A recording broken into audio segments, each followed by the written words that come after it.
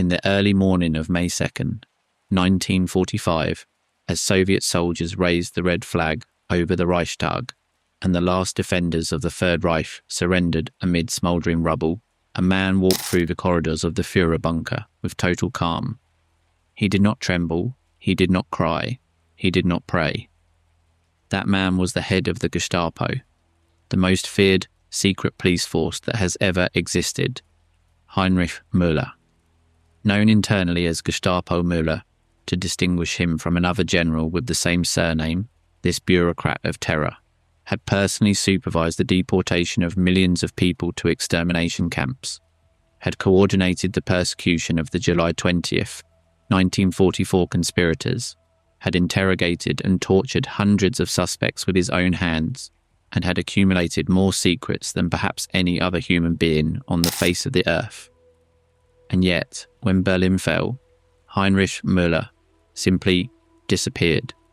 No body, no confirmed grave, no trial, no sentence, nothing.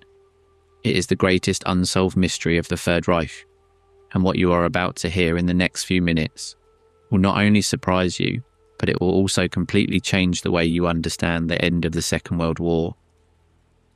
Imagine having secrets that could expose entire networks after the war. Do you think Müller was silenced or exchanged those secrets for his survival? Leave your theory in the comments. Now, how is it possible that the man who directed the most efficient surveillance machine of the 20th century, the man who had files on practically every leader in the world, the man who knew where every double agent, every infiltrated Soviet spy, every traitor within the Nazi party itself was, how is it possible that this man vanished without a trace?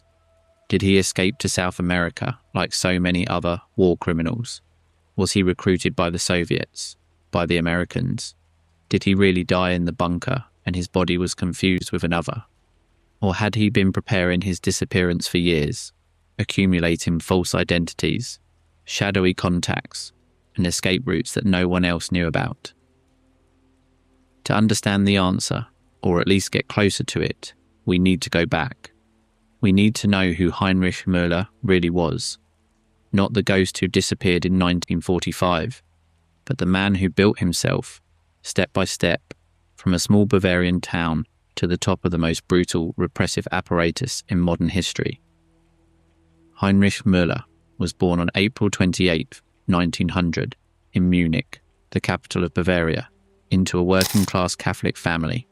His father, Alois Müller, was a low-ranking police official, a strict and disciplined man who instilled in his son two values that would define his entire life: absolute obedience to authority and meticulous efficiency at work. His mother, Anna, was a housewife, a reserved woman about whom very little is known. As a child, Heinrich was described by those who knew him as quiet, observant, almost invisible. He did not stand out. He did not draw attention. He had no close friends.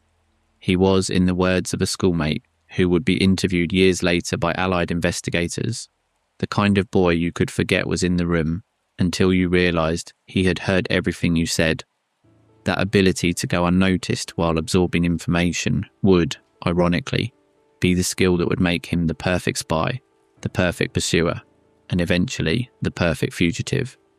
Munich in the early 20th century was a vibrant cultural city, the cradle of German artistic modernism, but it was also a profoundly conservative Catholic city, with a rigid social structure where every family knew its place. The Müllers were on the lower part of the social ladder, respectable enough not to starve, but humble enough for young Heinrich to grow up with a keen class consciousness. He did not hate the rich. He did not envy the powerful. He observed them. He studied them. He catalogued them mentally, as if each person were a card in a file that might one day be useful to him. Müller's formal education was modest. He attended the local primary school, where his grades were correct but never brilliant. He was not an intellectual. He did not read philosophy or poetry. He had no artistic inclinations.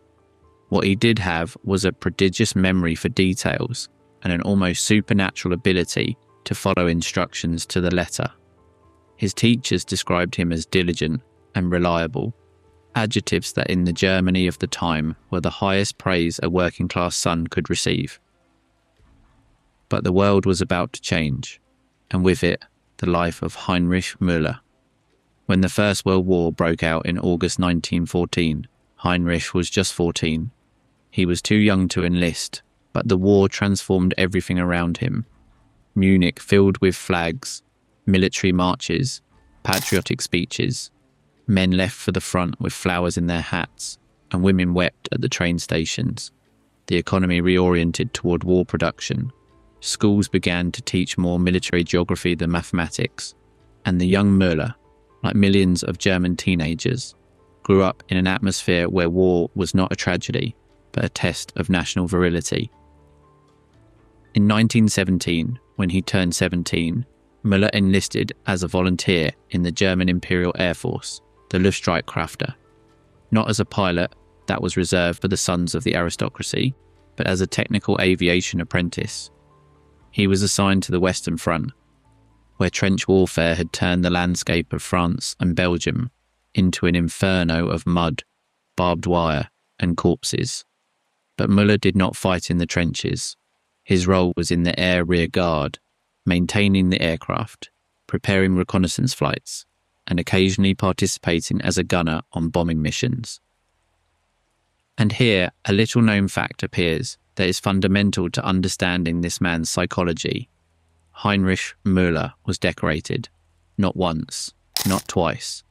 He received the Iron Cross First and Second Class, the Bavarian Military Merit Cross, and several other distinctions for his service. For a 17-year-old boy, son of a minor Munich policeman, these decorations were extraordinary.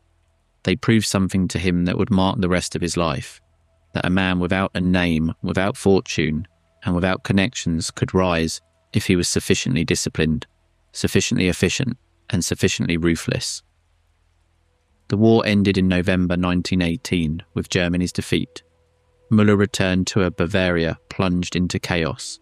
The monarchy had fallen. Kaiser Wilhelm II had abdicated and fled to the Netherlands. In Munich, left-wing revolutionaries proclaimed the Bavarian Soviet Republic in April 1919, an ephemeral communist experiment that lasted just a few weeks before being crushed by the Freikorps, far-right paramilitary militias composed largely of bitter war veterans, humiliated by defeat and thirsty for revenge. Did Müller join the Freikorps? There is no direct evidence of it. But what we do know is that in 1919, just a year after the armistice, Heinrich Müller joined the Bavarian police. He was 19 years old, and from the first day, he showed a special aptitude for a very specific area of police work: political surveillance. Bavaria in the 20s was a hotbed of conspiracies.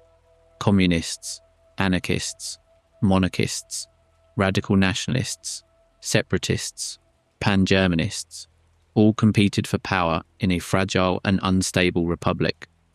The Bavarian police, profoundly conservative and anti-Bolshevik, needed men capable of infiltrating these movements, gathering information, and neutralizing threats. Heinrich Müller proved to be exceptionally good at this, not because he was brave or charismatic or even particularly intelligent in the conventional sense, but because he had three qualities that made him almost irreplaceable: infinite patience to review documents and build files, a photographic memory for names, dates, and connections, and a total absence of moral scruples. In the political police division of Munich, Müller specialized in the surveillance of the communist movement. Throughout the 1920s, as the Weimar Republic staggered between economic crises, rampant inflation, and street violence, Müller pursued communists with an obsessive dedication. He infiltrated agents into their meetings, intercepted their correspondence, mapped their contact networks, and compiled detailed files on every relevant member of the German Communist Party, the KPD. He became the Bavarian police's foremost expert on communism, a man who knew the structure of the KPD better than many of its own leaders. And here comes one of the great ironies of this story.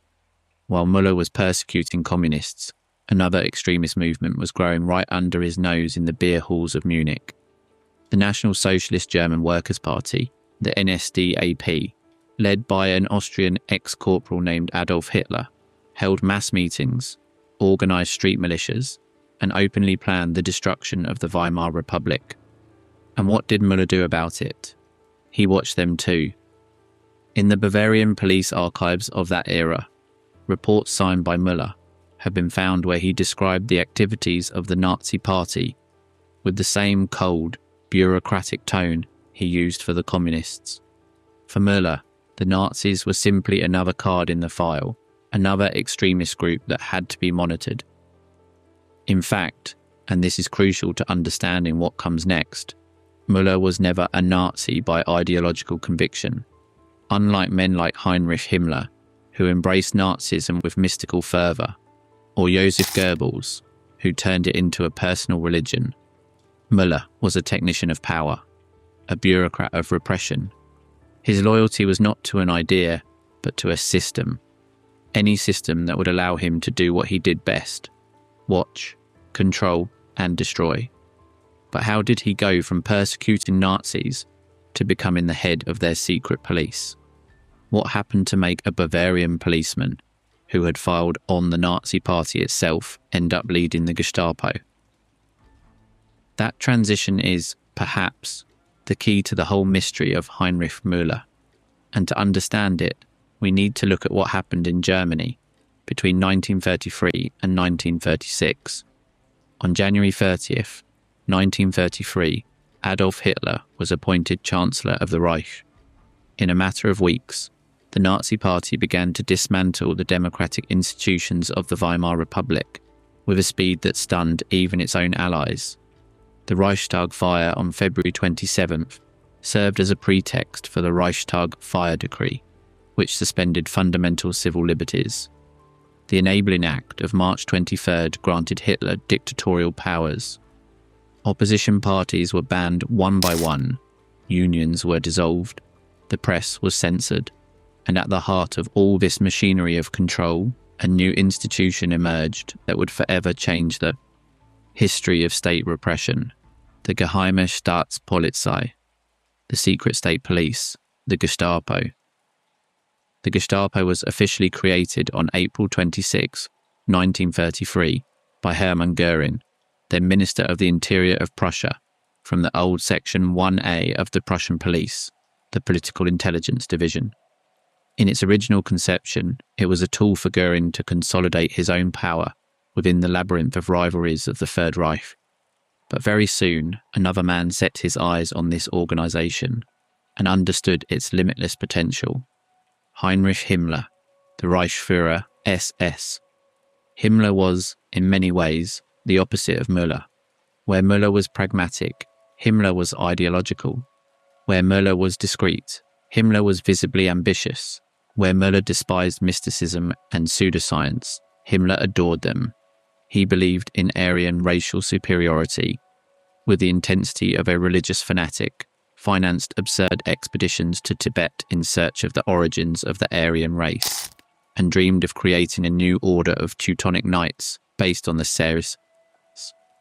But Himmler had something Müller needed: political power, and Müller had something Himmler desperately needed: technical competence.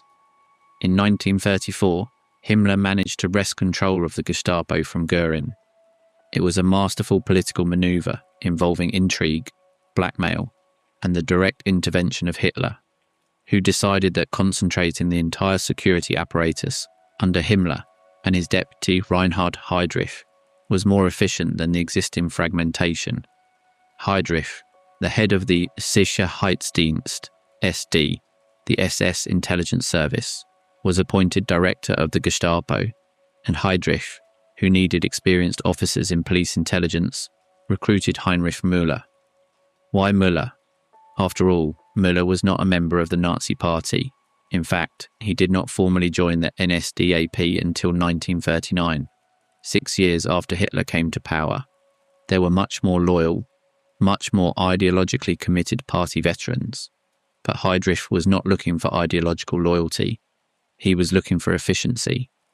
And in the entire German police force, there was no one, absolutely no one, who knew the techniques of surveillance, infiltration, and political repression better than Heinrich Müller. Heinrich expressed it with chilling frankness when a colleague asked him why he trusted a man who had persecuted Nazis. Müller would have persecuted his own mother with the same dedication if he had been ordered to. He is a machine, and machines have no ideology. If you had been in Müller's position in 1945, with the Reich collapsing, would you remain loyal to the end or disappear and survive? Be honest. I want to know your answer.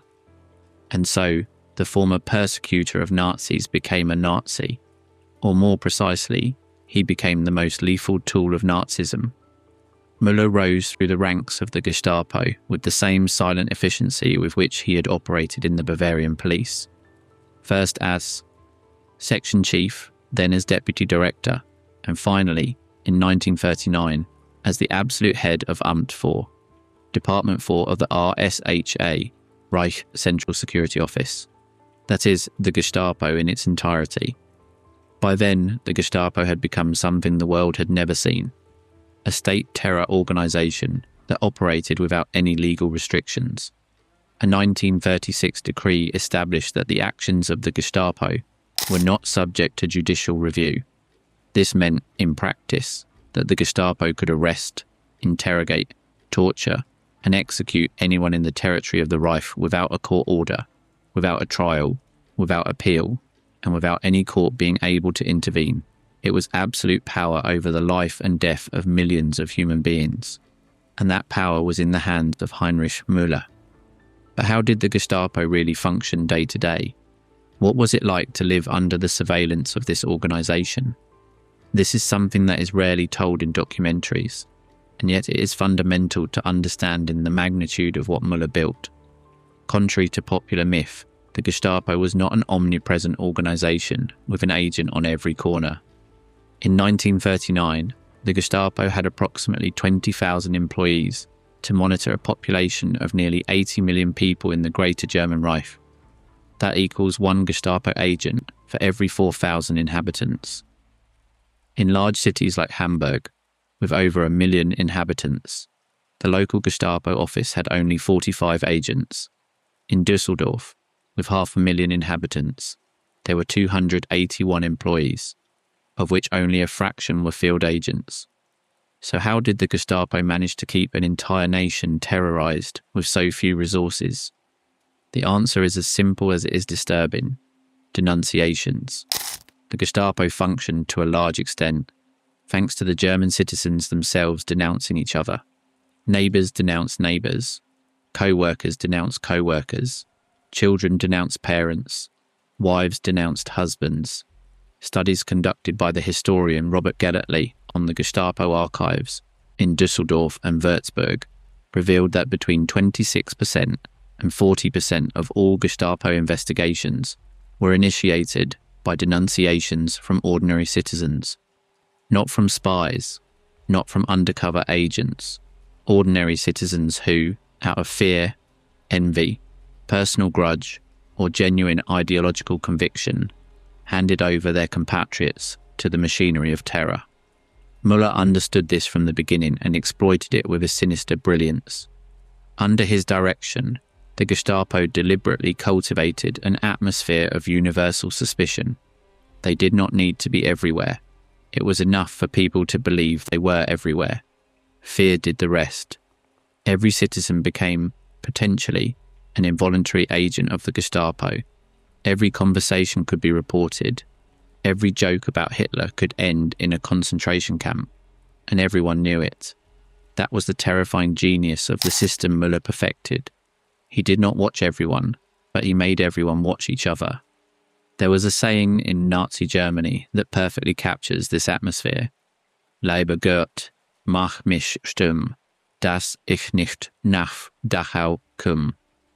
Dear God, make me mute, so that I don't end up in Dachau. But Müller's Gestapo was not limited to passively waiting for denunciations. It also operated a vast network of professional informants, the so-called Velut, Vertrauensleute, people of confidence, infiltrated in factories, churches, universities, sports clubs, and even within the Nazi Party itself and the armed forces. Müller demanded detailed and periodic reports from these informants and meticulously cross-referenced them with other sources of information to build a surveillance map that covered practically every aspect of German life. The Gestapo's interrogations were legendary for their brutality. Although torture was officially regulated, there was a bureaucratic euphemism called verschärfte Vernehmung, intensified interrogation, that required Müller's personal authorization. In practice, violence was systematic and omnipresent. Methods included prolonged beatings, sleep deprivation for days, exposure to extreme cold, threats against family members, mock executions, and in extreme cases, tortures that left permanent damage or death. Everything was documented in meticulous bureaucratic reports, with Müller's signature at the bottom. And here we come to an aspect of Heinrich Müller that is particularly disturbing: his direct participation in interrogations.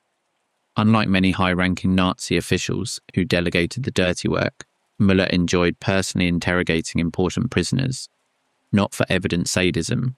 Those who knew him describe his interrogation sessions as cold, methodical, almost clinical, but for the information.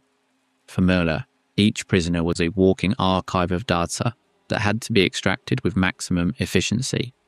And if maximum efficiency required violence, Müller applied it without the slightest hesitation.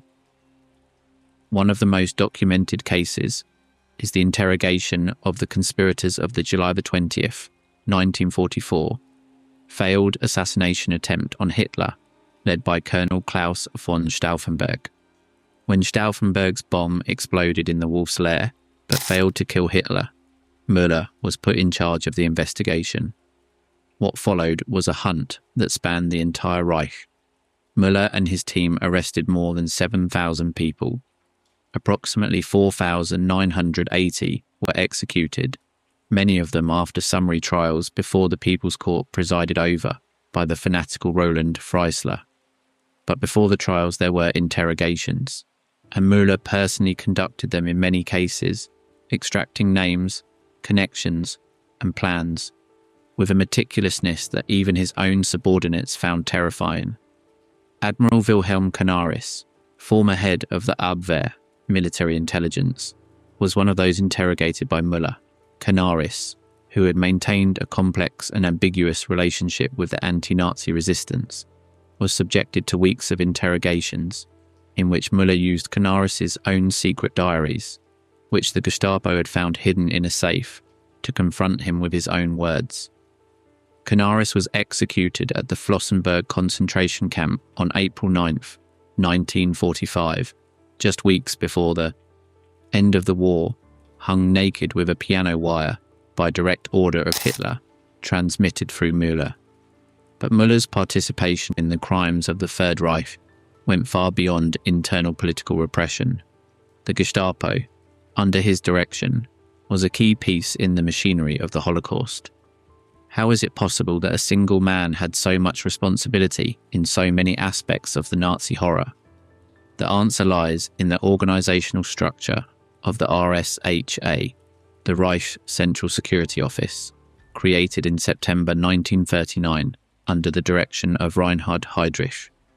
The RSHA merged the Gestapo, Amt 4, the Criminal Police, Amt 5, Kripo, the SS Intelligence Service, Amt 6, SD Ausland, and other divisions into a single security super-agency. Within this structure, Müller's Gestapo not only persecuted political opponents, but was also responsible for the Jewish question, deportations, surveillance of foreign forced labourers, the persecution of homosexuals, Jehovah's Witnesses, Roma, and any other group considered undesirable by the regime.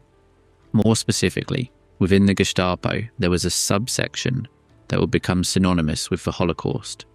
Section 4B4, directed by Adolf Eichmann.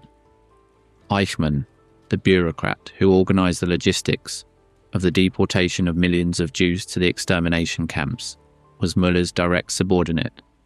Every deportation order, every train destined for Auschwitz, Treblinka, Sobibor, or Majdanek, went through the chain of command from Eichmann to Müller, and from Müller to Heinrich, and after Heinrich's death in 1942 to Ernst Kaltenbrunner. The Wannsee Conference of January 20th, 1942, where the final solution to the European Jewish question was formalised, was organised by Heinrich, but Müller was one of the officials who received the minutes and supervised its implementation. Eichmann, who acted as secretary of the conference, testified years later at his trial in Jerusalem that Müller was perfectly informed of all the details of the extermination, and that, far from showing the slightest reservation, he constantly demanded greater efficiency in the deportations. The numbers are staggering. Under Müller's direct or indirect supervision, the Gestapo coordinated the deportation of approximately 3 million Jews from all over occupied Europe to the extermination camps in the east. In addition, the Gestapo was responsible for the Einsatzgruppen, the mobile killing squads that followed the German army on the Eastern Front and murdered approximately 1.5 million Jews, Roma, and Soviet political commissars by mass shootings between 1941 and 1943. Müller received the reports from the Einsatzgruppen, the so-called operational situation reports, and distributed them among the high command of the RSHA. There is a particularly chilling document that illustrates Müller's bureaucratic coldness. In a directive from December 1942, Müller ordered that the deportations of Jews from the Reich and the occupied territories be completed according to a strict schedule, and that any delay would be considered a serious offence. The language of the document is purely administrative, as if it were about a shipment of goods. There is no mention of human beings, only pieces, Stücke, that were to be transported to their destination within the established deadlines. That was Heinrich Müller, not a monster who roared and spewed ideology, but a bureaucrat who signed death orders with the same indifference with which others sign invoices. And yet, Müller's relationship with Nazi ideology was much more complex than it seems at first glance. Because here comes another fact that few mention, and that is disconcerting. Several SS officers who worked with Müller declared after the war that they never heard him make anti-Semitic comments. They never heard him speak of Aryan racial superiority.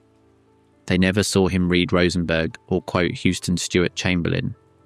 Walter Schellenberg, the head of SS Foreign Intelligence and one of Müller's internal rivals, wrote in his memoirs that Müller had no genuine political conviction, and that he would have served communism with the same efficiency if communism had won in Germany. That observation by Schellenberg is key, and it is also one of the reasons why the mystery of Müller's disappearance is so fascinating, because if Müller was not a true believer, if he was a technician of power without ideological loyalty, then his behaviour at the end of the war becomes much more predictable and much more dangerous.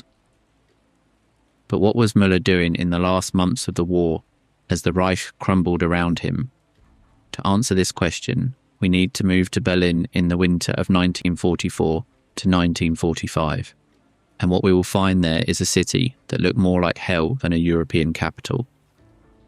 Since the summer of 1944, Germany's military situation was desperate. D-Day, on June 6th, had opened a second front in the west. The Soviets advanced relentlessly from the east, reconquering Poland, Romania, Hungary, and the Baltic states. Allied bombings had reduced entire cities to rubble. Industrial production was collapsing. Fuel reserves were running out, and the German army, bled dry after 5 years of total war, no longer had the men or materials to stop the Allies. Thousands of people were persecuted by him, but in the end, no one could find him. Is this the perfect disappearance, or the greatest cover-up in history? Let's talk about it in the comments. But inside the Führer bunker, reality was denied, with an intensity that bordered on madness. Hitler, increasingly isolated, more paranoid, more physically deteriorated, tremors in his hands, a stooped posture, a greyish skin colour, possibly due to a combination of Parkinson's disease and the drug cocktails administered by his personal physician, Theodor Morell, continued to move phantom divisions on maps that no longer corresponded to any military reality. His generals lied to him about the real situation. His ministers conspired among themselves to position themselves for what increasingly seemed to be the imminent end of the regime. And Müller was doing what he had always done, working. In the final months of the war, the head of the Gestapo dedicated himself with frantic energy to three main tasks. The first was internal repression. As defeat became evident, the number of Germans trying to desert, surrender, or sabotage the war effort increased exponentially. Müller responded with unprecedented brutality. Summary military courts, the so-called flying courts, Fliegende Standgerichte, roamed the front and the rear, executing any soldier or civilian accused of defeatism. It is estimated that in the last months of the war, between 15,000 and 20,000 German soldiers were executed by their own compatriots on charges of cowardice or treason. The bodies were hung from posts and lamp posts with signs that read, "I am a coward," or "I betrayed the fatherland." Müller did not order all these executions personally, but the Gestapo provided much of the intelligence that made them possible. Müller's second task was the destruction of evidence. As the Allies advanced, it became imperative to destroy the records that documented the crimes of the regime. Müller supervised the massive burning of Gestapo archives in Berlin and other cities. Tons of documents were incinerated, shredded, or buried. However, the destruction was never complete.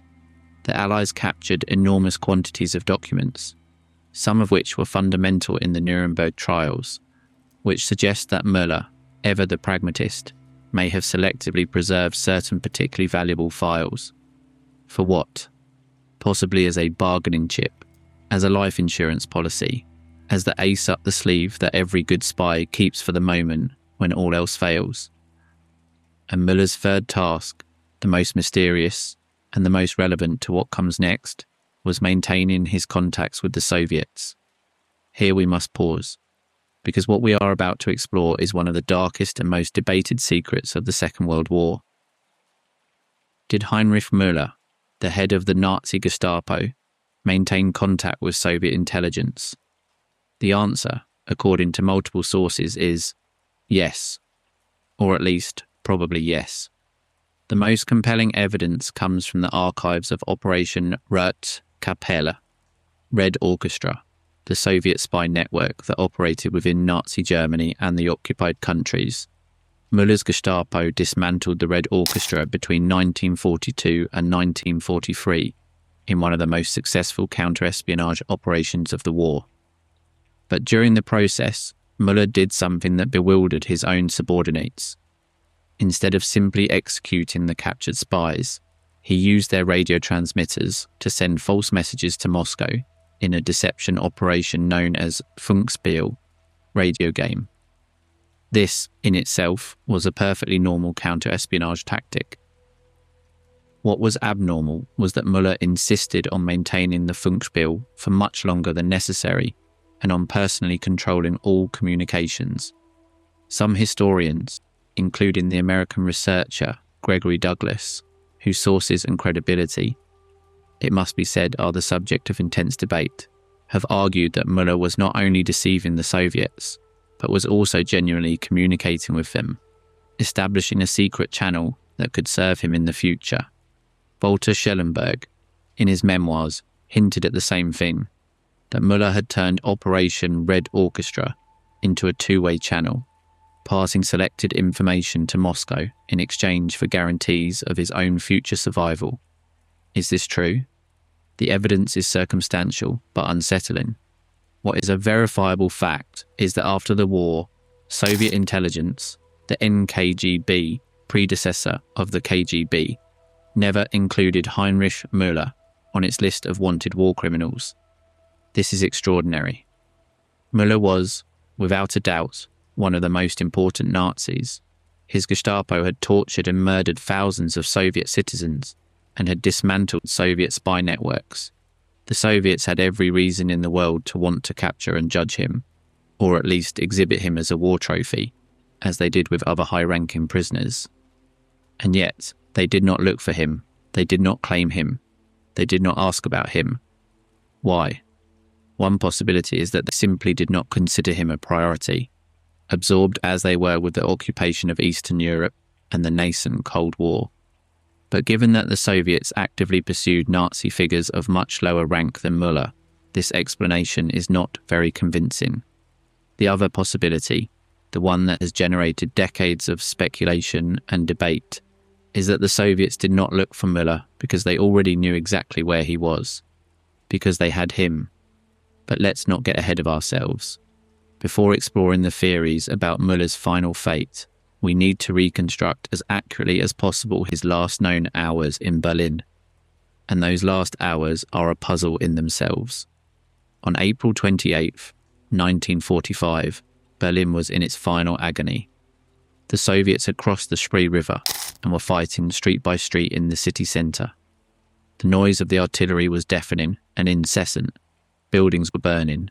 Terrified civilians hid in basements while the city's last defenders, a pathetic mix of old men from the Volkssturm, teenagers from the Hitler Youth, and SS soldiers fighting with the desperation of those who know there is no surrender possible, tried to slow the Soviet advance with improvised barricades and obsolete weapons. In the Führer bunker, 9 meters below the garden of the Reich Chancellery, the atmosphere was one of terminal delirium. Hitler had married Eva Braun the night before, on April 28th, in a grotesque ceremony held in a subterranean conference room as Soviet shells made the concrete ceiling tremble. That same day, Hitler had dictated his political testament, in which he named Admiral Karl Dönitz as his successor as head of state and Joseph Goebbels as Chancellor of the Reich. Also on that day, Hitler learned that Heinrich Himmler, his faithful Heinrich, had secretly tried to negotiate a surrender with the Western Allies through Count Bernadotte of the Swedish Red Cross. The news provoked an outburst of fury that those present described as the most violent they had ever witnessed. Hitler ordered Himmler's arrest for treason, an order that was never executed, and had Himmler's representative in the bunker, SS General Hermann Fegelein, who was also Eva Braun's brother-in-law, shot. And Müller. Müller was there, in the bunker, a witness to it all. Silent, as always. According to testimonies collected after the war, mainly from Heinz Linder, Hitler's valet, Otto Günscher, his SS adjutant, Arthur Axmann, leader of the Hitler Youth, and Harry Mengershausen, an SS guard, Müller was present in the Führer bunker until at least May 1st, 1945. On April 30th, at approximately 3:30 p.m, Adolf Hitler committed suicide in his private study in the bunker. He shot himself in the right temple with a Walther PPK 7.65mm pistol while biting a cyanide capsule. Eva Braun, sitting next to him on the sofa, took only the cyanide. Their bodies were wrapped in blankets, taken to the Chancellery garden, placed in a shallow trench, doused with 200 litres of gasoline and set on fire, just as Hitler had ordered to prevent his corpse from being exhibited by the Soviets as they had done with Mussolini's in Milan. Müller was informed of Hitler's suicide almost immediately. According to Linder, Müller briefly visited the room where Hitler had killed himself, examined the scene with his usual coldness, and then returned to his own office in the bunker complex without making any comment. That night, the chaos in the bunker reached apocalyptic proportions. With Hitler dead and Goebbels preparing to follow his example, he would commit suicide with his wife Magda on May 1st, after she poisoned their 6 children with cyanide. The remaining occupants of the bunker began to plan a desperate escape. The plan was to escape the complex through the Berlin subway tunnels and cross the Soviet lines to the north, in the hope of reaching territory still controlled by Dönitz's forces. On the night of May 1st, several groups left the bunker in different directions. One of these groups included Martin Bormann, Hitler's private secretary and possibly the second most powerful man in the Reich in its final days. Bormann was last seen near the Lehrte train station, where he apparently died. His body was discovered and identified by DNA in 1998. And Müller? This is where the story turns to mist. Arthur Axmann, the leader of the Hitler Youth, who was part of one of the bunker escape groups, stated after the war that he saw Müller on May 1st, 1945, in the Reich Chancellery bunker. According to Axmann, Müller told him, "I know the ways of the Russians. I have a sufficient cyanide capsule prepared." Axmann interpreted this statement as Müller planning to commit suicide, but there is something strange in Müller's phrasing. He didn't say, "I am going to kill myself." He said, "I have the capsule prepared." Was he saying he would use it? Or was he saying he had it as an option, while keeping other alternatives open? After that moment, no one saw Heinrich Müller again, or at least no one who left a credible testimony. A group of Allied investigators tried to locate his body in the weeks and months following the fall of Berlin. The search initially focused on the surroundings of the Reich Chancellery and the bunker garden, where it was known that several bodies had been buried hastily. In 1945, the Soviet occupation authorities claimed to have found a corpse with Heinrich Müller's identity document buried in a provisional military cemetery in Berlin-Kreuzberg. The body was buried in a mass grave. In 1963, West German authorities exhumed the mass grave where Müller was supposedly buried. They found the remains of 3 skeletons, none of which corresponded to Müller's known physical characteristics. The identity document could well have been deliberately planted to create a false trail. It was exactly the kind of maneuver that Müller himself would have designed for someone he was pursuing. And so, the man who had tracked, captured, and destroyed thousands of fugitives became the most elusive fugitive in the history of the 20th century. But where did he go? How is it possible that the most powerful intelligence agencies in the world, the CIA, MI6, the KGB, the Mossad, could not find a single man? The answer has multiple layers, and each one reveals something deeply disturbing about the world that emerged from the ashes of the Second World War. The first layer is the most obvious: chaos. In May 1945, Europe was a destroyed continent. More than 60 million people were dead. Entire cities had been reduced to rubble. Millions of refugees, displaced persons, liberated prisoners of war, concentration camp survivors, and demobilized soldiers wandered along destroyed roads in all directions. Identification systems had collapsed. Civil registries had been bombed or burned. In that chaos, anyone with false documents, and Müller had access to the best false document factory in the world, the Gestapo's forgery section, could completely reinvent themselves. The second layer is more complex: the rat lines. The rat lines were clandestine escape networks that allowed thousands of Nazis to flee Europe after the war. The most famous ones passed through Austria and Italy, taking advantage of the complicity, or at least the negligence, of sectors of the Catholic Church, particularly Bishop Alois Hudal and Friar Krunoslav Draganovic, who provided false identity documents and passages to South America through the International Committee of the Red Cross. Adolf Eichmann escaped via this route to Argentina. Josef Mengele fled to Brazil. Klaus Barbie ended up in Bolivia. Did Müller use the rat lines? It is possible, but there is a problem. The rat lines were operated largely by the Odessa Organisation der Ehemaligen, SS and der Horrigen, and related networks, composed of loyalists to the Nazi cause.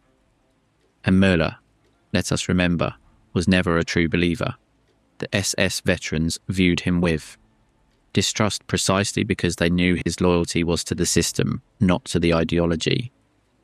This could have made his access to these networks difficult, or it could have motivated him to seek other alternatives.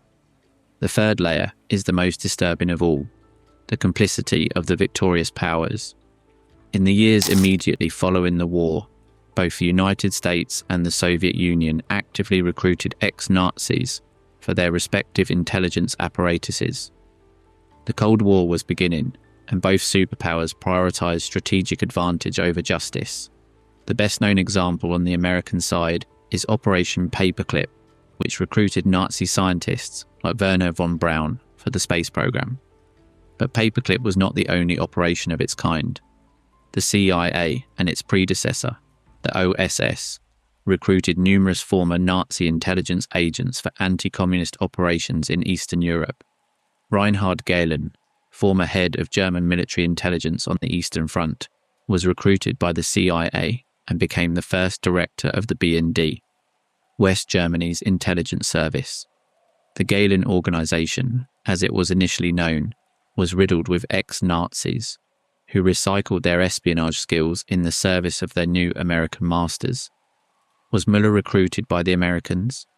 This is a theory that has circulated for decades, fueled in part by the claims of the aforementioned Gregory Douglas, who published several books in the late 90s and early 2000s, in which he claimed to possess internal C1A documents, proving that Müller had been recruited by US intelligence in 1948 and secretly transferred to Washington, where he lived until his death in the 80s. However, most academic historians consider Douglas's claims to be unverified or outright fraudulent. The CIA documents he presented were never authenticated by independent sources, and his narrative contained significant inconsistencies. The CIA, for its part, declassified in 2001 an extensive internal report from 1971 on Heinrich Müller, known as the Müller Report. This report concluded that the CIA had never recruited Müller and had no conclusive evidence about his whereabouts or fate. However, and this is a fascinating detail, the report also revealed that the CIA had received numerous unconfirmed reports of Müller sightings over the years, in Spain, in Argentina, in Egypt, in Albania, in the Soviet Union. None of these sightings could be verified, but the volume of reports suggests that the search for Müller was, at the very least, disorganized and possibly deliberately negligent. And the Soviets, did they capture Müller? This is the theory that many historians consider most plausible. The arguments in favour are multiple. Müller was the last high-ranking Nazi official to be physically present in the Berlin bunker before the arrival of the Soviets. The Soviets were the first to control the area of the Reich Chancellery.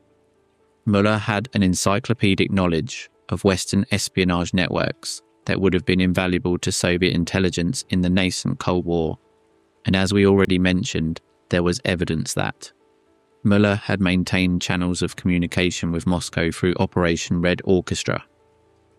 The historian and former CIA officer Joseph Trento argued in his book that the Soviets captured Müller in Berlin and transferred him to Moscow, where he was used as an intelligence source until his usefulness was exhausted.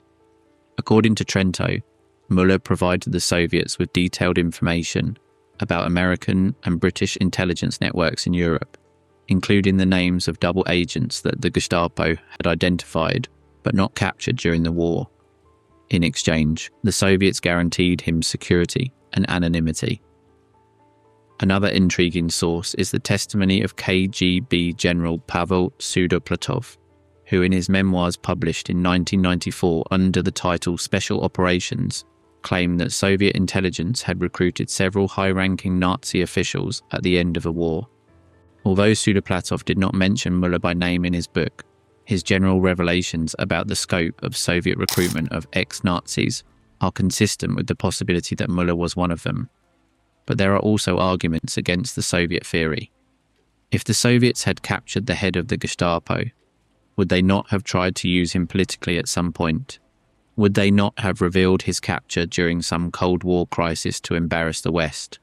Would they not have exhibited him in a public trial, as they did with other German prisoners of war in the famous Kharkov trials of 1943? The answer is, not necessarily.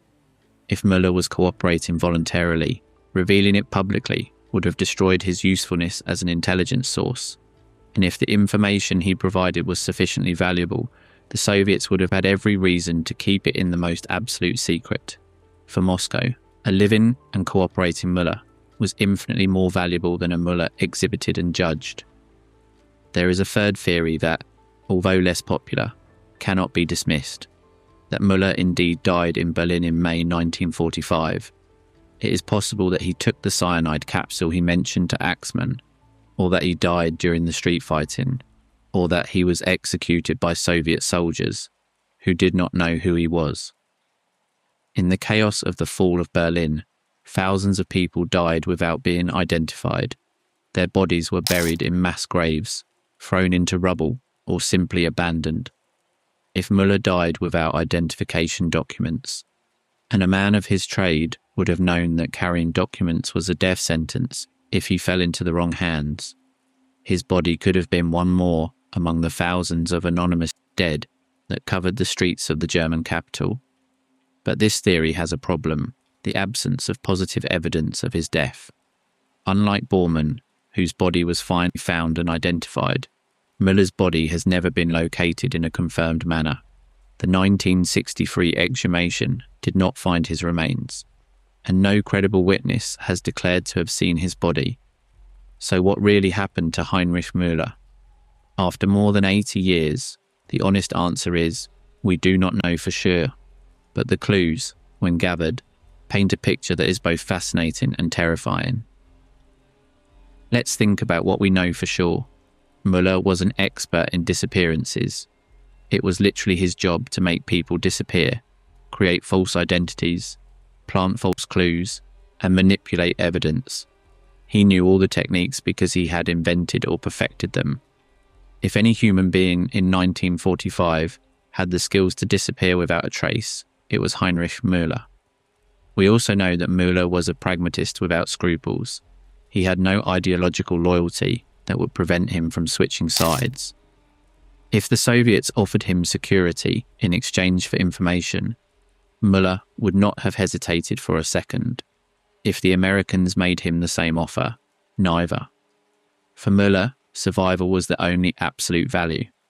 And we know that Müller had access to a treasure trove of information that any intelligence service in the world would have killed to obtain: the complete archives of the Gestapo, the names of all the informants, double agents, spy networks, and secret operations of the Third Reich. If Müller kept copies of these archives, and there are reasons to believe he did, he had the most powerful bargaining chip than any currency, any gold ingot, or any stolen work of art.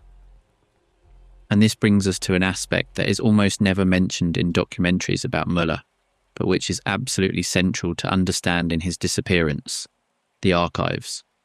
Heinrich Müller did not just run the Gestapo. Müller was the Gestapo. He was the only man who knew the entire network. Every informant, every double agent, every covert operation, every dirty secret of every Nazi leader. And also, and this is perhaps the most important thing, every dirty secret of the Allies that the Gestapo had discovered during 6 years of war. Names of French collaborators who worked for the Germans, names of Swiss diplomats who facilitated financial transactions for the Reich, names of American businessmen who had done business with Nazi Germany before and during the war, names of Soviet spies that the Gestapo had identified but not captured, keeping them under surveillance to feed disinformation operations. All of that was in Heinrich Müller's head, and possibly in copies of archives that he had hidden somewhere safe. We know that from the first days of April 1945, Gestapo officials began to burn archives and documents in the facilities and central courtyards of their headquarters on Prince Albrecht Strasse, with columns of smoke being visible from the main avenue of the ministries. But did Müller burn everything?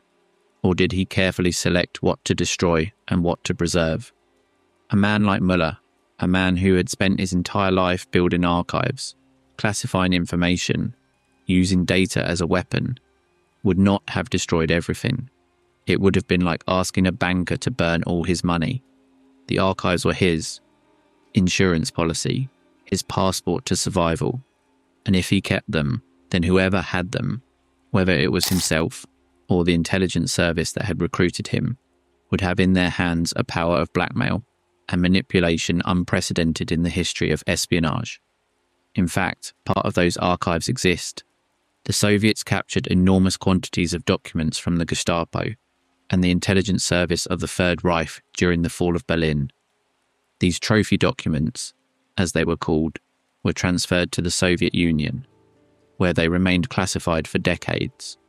The Russian Federation undertook a project in 2011 to digitize these German documents, dispersed in various Russian federal archives, including the State Archive of the Russian Federation and the Russian State Archive of Social and Political History, which contains about 28,000 files and between 2 and 2.5 million pages. Part of these documents were recovered in the heat of battle or when the Wehrmacht tried to destroy them, and some still show burn marks. How many of those documents passed through Müller's hands before falling into Soviet hands? How many were voluntarily handed over by him in exchange for his freedom? These are questions that, to this day, have no definitive answer. But let's stop for a moment here, because there is something we need to examine before moving on with the theories about Müller's fate. We need to understand who looked for him, how they looked for him, and above all, why the search failed so spectacularly. Because the failure of the search for Heinrich Müller is in itself one of the greatest scandals of the post-war era. When the war in Europe ended, the Allies established various mechanisms to locate and prosecute Nazi war criminals. The best known were the Nuremberg trials, where the main leaders of the regime were prosecuted before the International Military Tribunal. But Nuremberg was only the tip of the iceberg. Behind the main trials was a vast investigative apparatus that included military intelligence teams, counterintelligence units, Nazi hunters, and denazification commissions that operated in the 4 Allied occupation zones. Heinrich Müller was on the list of the most wanted war criminals. As head of the Gestapo, there is hardly a Nazi crime in which he was not involved, as explained by historian Johannes Tuchel. Müller signed the order that sent 45,000 Jews to Auschwitz on January 31st, 1943, as well as countless similar documents.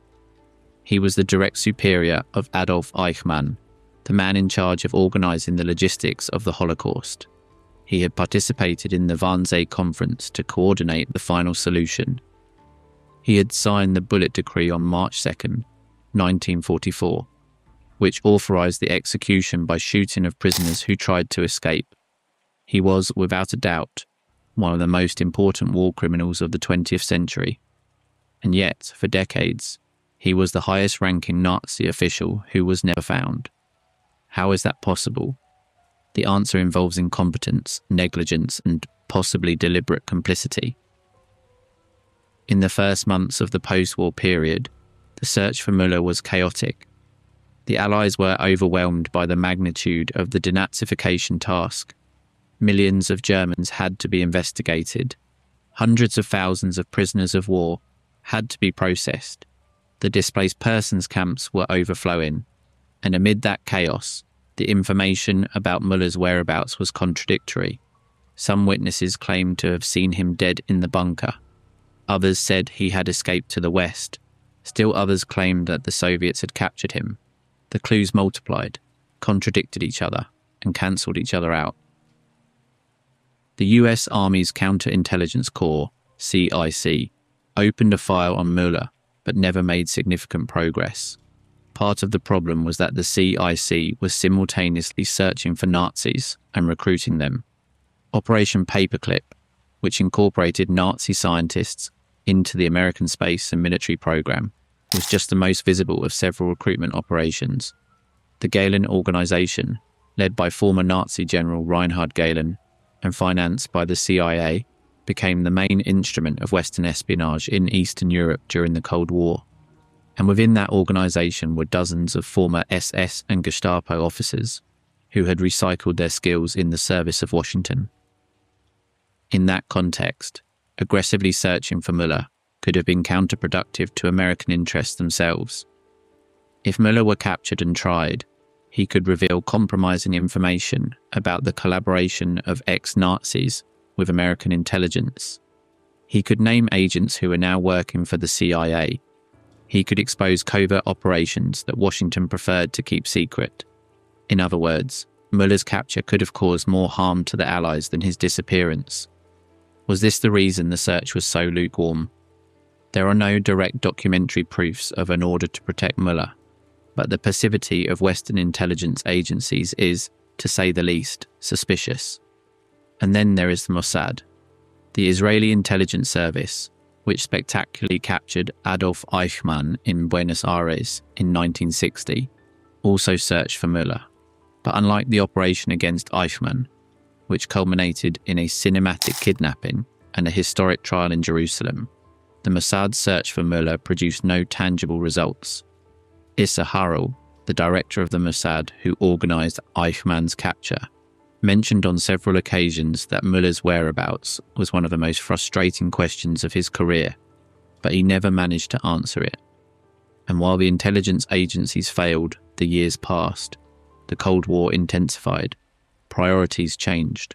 The world looked forward to the space race, the Cuban Missile Crisis, the Vietnam War, and Heinrich Müller, the ghost of the Gestapo, sank deeper and deeper into the darkness of oblivion.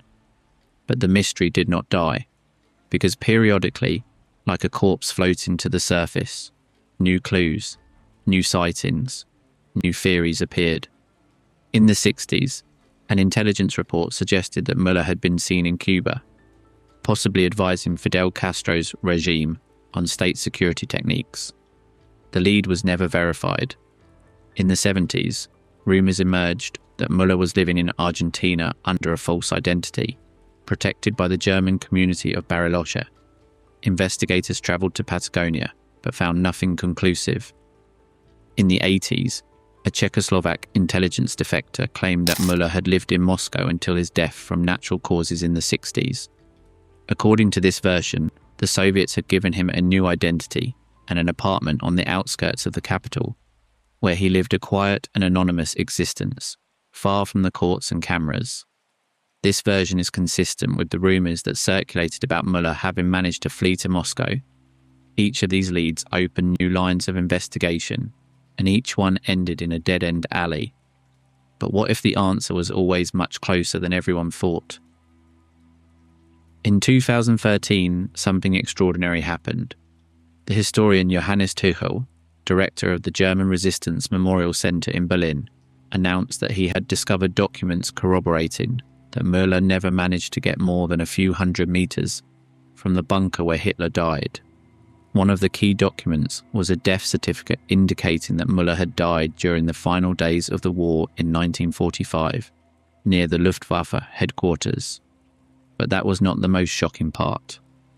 Tuchel also discovered that 3 months after the overthrow of Nazism, Müller's remains were found by a crew of workers, along with some 3,000 bodies, buried in a mass grave. And where was that mass grave? In the least expected site, an old Jewish cemetery in Berlin that during the war had been razed by the Nazis themselves. The head of the Gestapo, the man who signed the deportation orders of hundreds of thousands of Jews to the extermination camps, the direct superior of Adolf Eichmann, buried in a Jewish cemetery. The irony is so brutal it seems invented, but according to Tuchel, it is the truth. However, even this discovery has been met with caution by the historiographical community, because there is a fundamental problem. No DNA test was performed. The remains were buried in the mass grave in 1945, and, as far as is known, were never exhumed or scientifically identified. The identification is based on the death certificate and the correlation of the location with the testimonies of the time, but not on direct forensic evidence. And in a case where disinformation, false documents, and planted clues have been the norm for decades, trusting a death certificate without independent verification is, to say the least, risky. So did Müller die in Berlin? Or did he escape? Or was he captured? The Spanish Wikipedia, reflecting the most recent historiographical consensus, describes Müller with an unknown date of death, but the evidence points to May 1945. That formulation, the evidence points, is deliberately cautious. It does not say he died in May 1945. It says the evidence points in that direction. It leaves the door open. Because in the case of Heinrich Müller, closing any door definitively would be intellectually dishonest. And there is another element of this mystery that is rarely discussed, but is fundamental. Why does it matter? Why, after more than 80 years, do we keep asking what happened to Heinrich Müller? The answer goes beyond historical curiosity. It matters because Müller's disappearance is a symbol of impunity, of the thousands of Nazi criminals who escaped justice, of the networks that protected them, of the governments that looked the other way, of a world that, in its haste to turn the page, allowed the architects of the most modern genocide in history to vanish like ghosts. Adolf Eichmann was captured in 1960, 15 years after the war. Josef Mengele died in Brazil in 1979, without having been tried. Klaus Barbie was extradited from Bolivia to France only in 1983, and Heinrich Müller, the most elusive of all, never faced a court. He never looked his victims in the eyes. He never heard the sentence he deserved. That matters.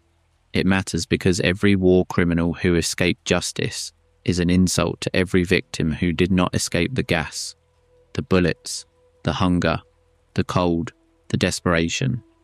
But let's pick up the thread of the story, because we still have much to explore. And what comes now is, perhaps, the most fascinating part of this whole mystery, the operational details of how a man like Müller could have disappeared. To understand this, we need to delve into the world of forgeries and false identities in the Third Reich. And what we are going to discover is that Nazi Germany had possibly the most sophisticated document forgery apparatus in the world. Within the complex system of the RSHA, there was a section dedicated exclusively to the manufacture of false documents. This unit produced passports, birth certificates, military credentials, identity cards, and any other document that might be necessary for intelligence operations. The quality of these forgeries was so high that in many cases they were indistinguishable from genuine documents, even to experts. A notable example was Operation Bernhard, in which Jewish prisoners at the Sachsenhausen concentration camp were forced to counterfeit British pound sterling and US dollar bills, with such extraordinary quality that it briefly threatened the stability of the British currency. If Müller wanted to disappear, he had access to the best forgers in the world. He could create a completely new identity, with perfect documents, a coherent life story, and documentary support in a matter of hours, and not one identity but several. A good intelligence agent always has multiple backup identities, like layers of an onion that can be peeled off depending on the situation. Furthermore, Müller personally knew the weaknesses of all European identification systems. He knew which documents were easiest to forge, which civil registry offices had the laxest controls, which borders were most permeable. He had spent years exploiting these weaknesses to pursue others. Now he could use them to protect himself.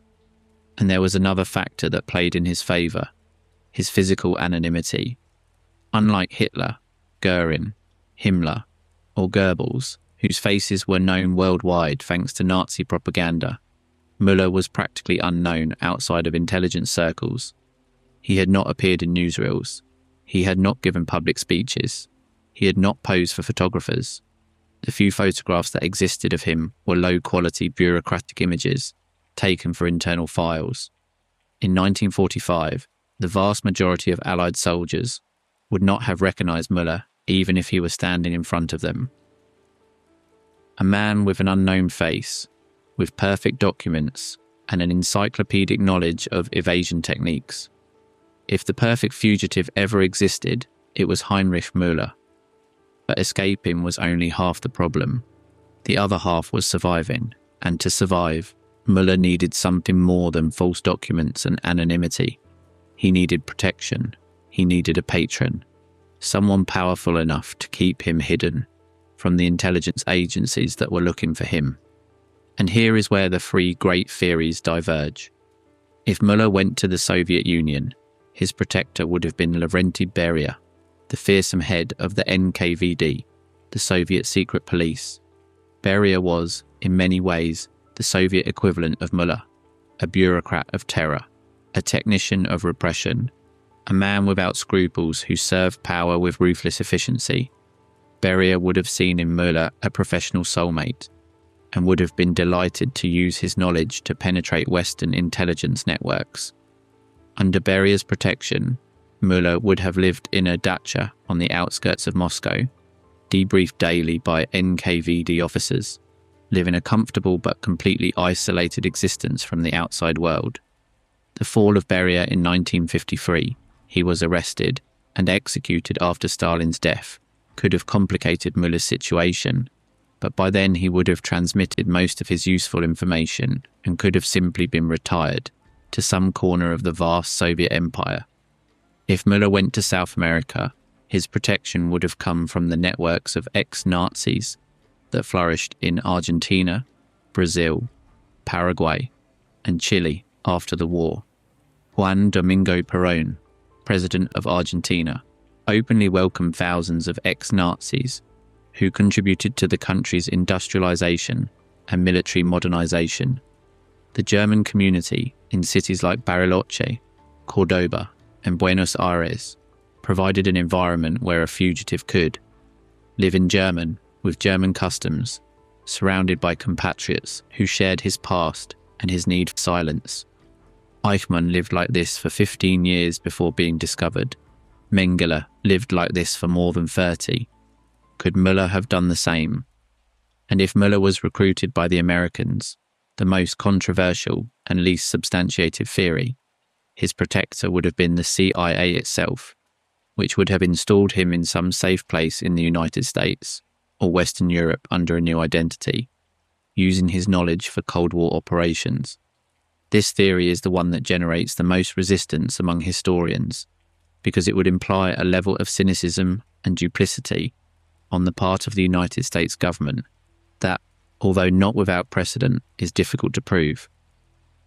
Which of these theories is correct, or is none of them, and Müller simply died in Berlin as suggested by the evidence found by Tuchel?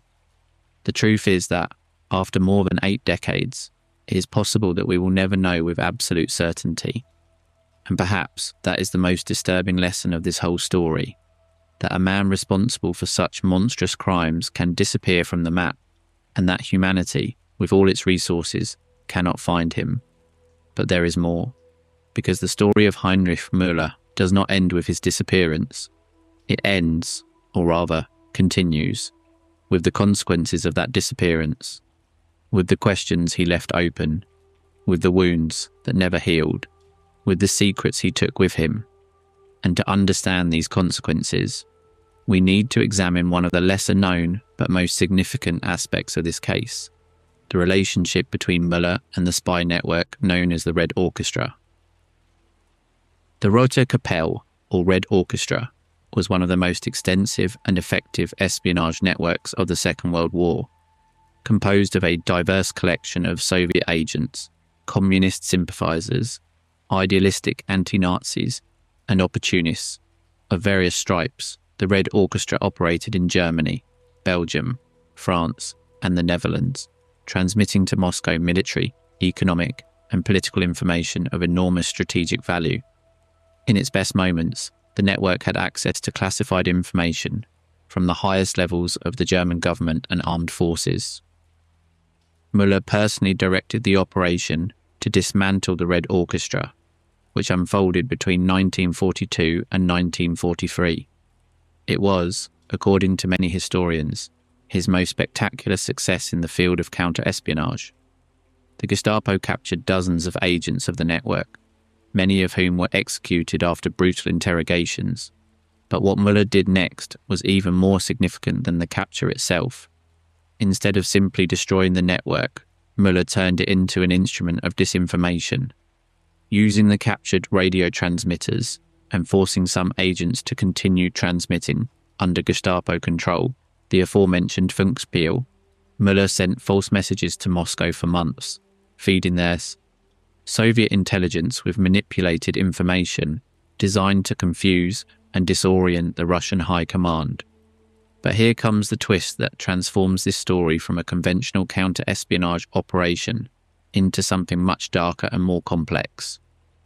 Several researchers have argued that Müller's Funkspiel was not just a one-way game of disinformation. They maintain that Müller, possibly acting without the knowledge of his superiors, used the channel to establish genuine communication with Moscow. Not to spy for the Soviets. That would have been a betrayal too risky in a regime where treason was paid for with death, but to create what in the world of intelligence is called a back channel. A secret line of communication that could be activated in case of emergency. When would that emergency be? When the regime fell? When the Reich crumbled? When Heinrich Müller needed a safe place to go? If this theory is correct, Müller would have been one of the most audacious and visionary intelligence operators of the entire war.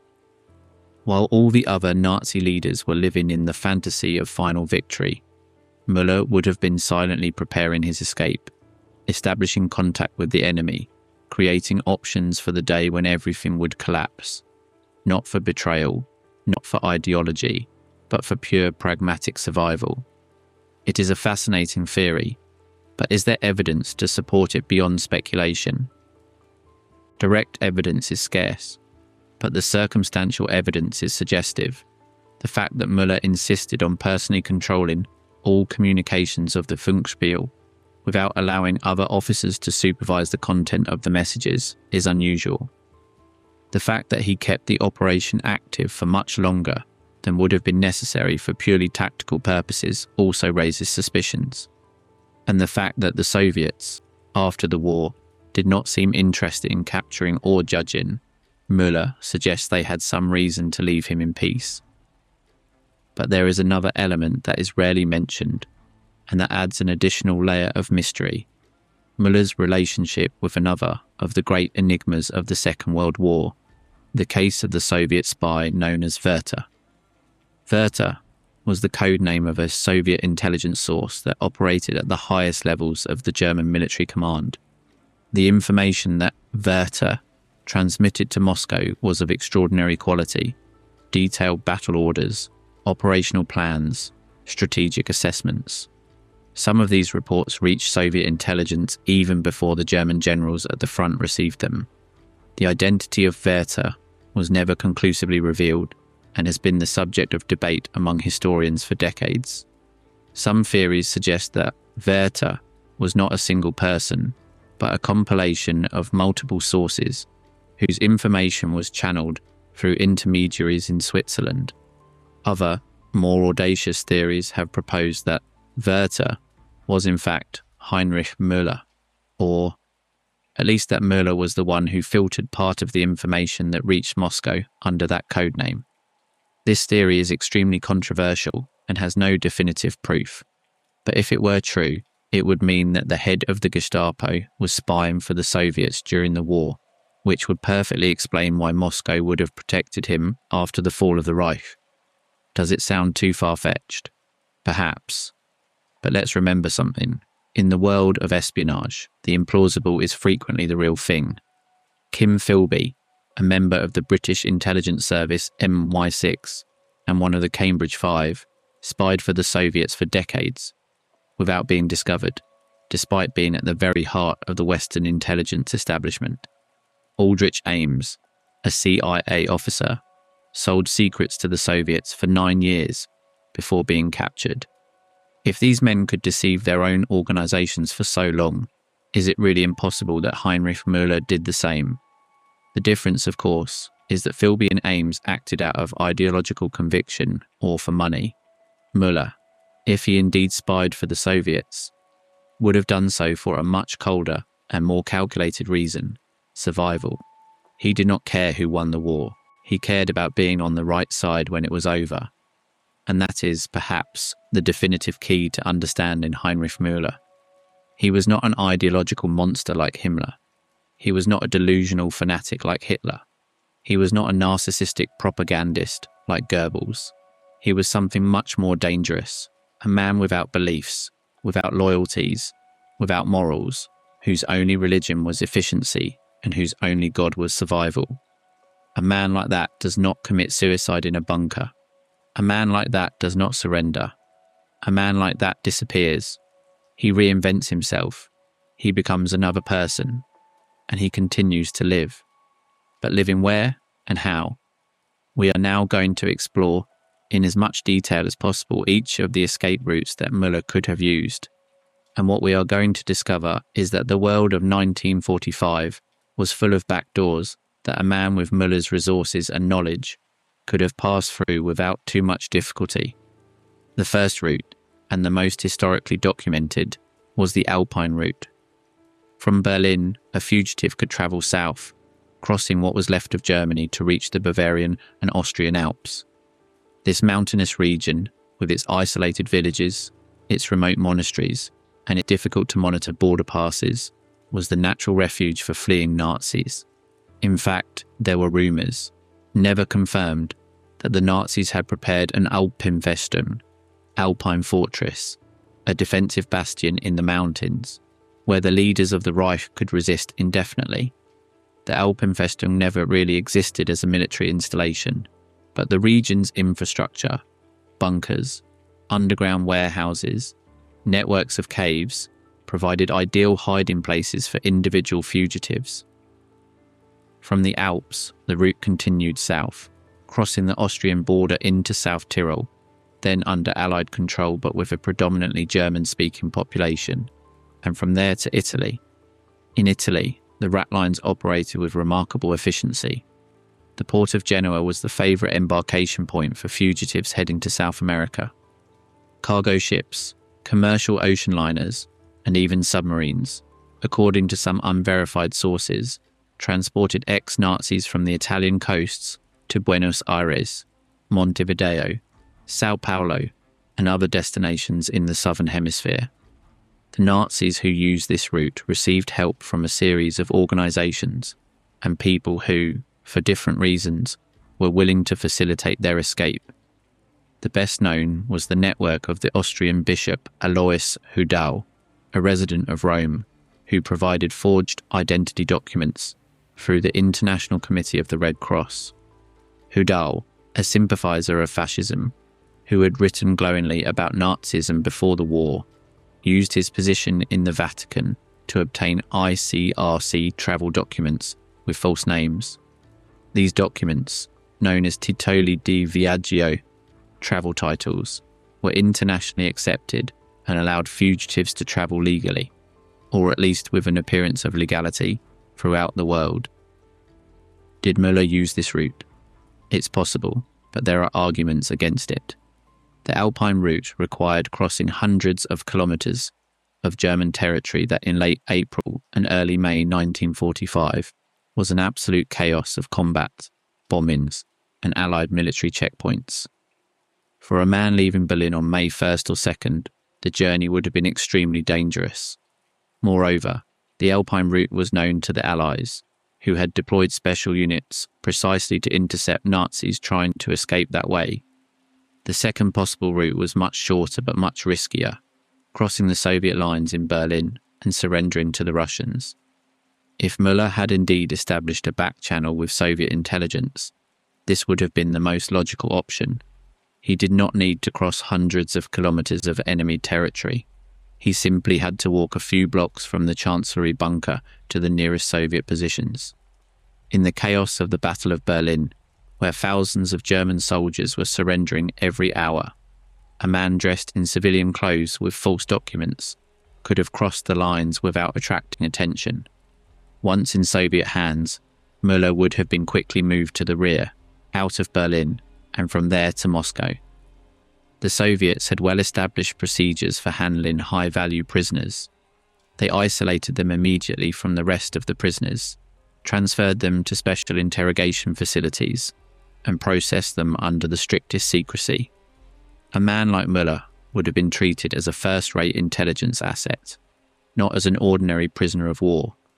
The third route is the most mundane, but also the most difficult to trace, simply staying in Germany under a false identity. In the spring of 1945, Germany was full of millions of displaced people, refugees, demobilised soldiers, and civilians who had lost their homes, their documents, and in many cases their identity. In that human maelstrom, a man with convincing false documents could reinvent himself completely. He could become a shopkeeper in Hamburg, a farmer in Bavaria, a worker in the Ruhr Basin. He could marry again, have children, grow old, and die without anyone ever suspecting that the friendly neighbour on the third floor was actually the former head of the Gestapo. This possibility seems remote, but it is not without precedent. Aribert Heim, the Dr. Death of Mauthausen, lived for years in Germany under his own name before fleeing to Egypt, where he lived as a Muslim convert under the name of Tarek Farid Hussein until his death in 1992.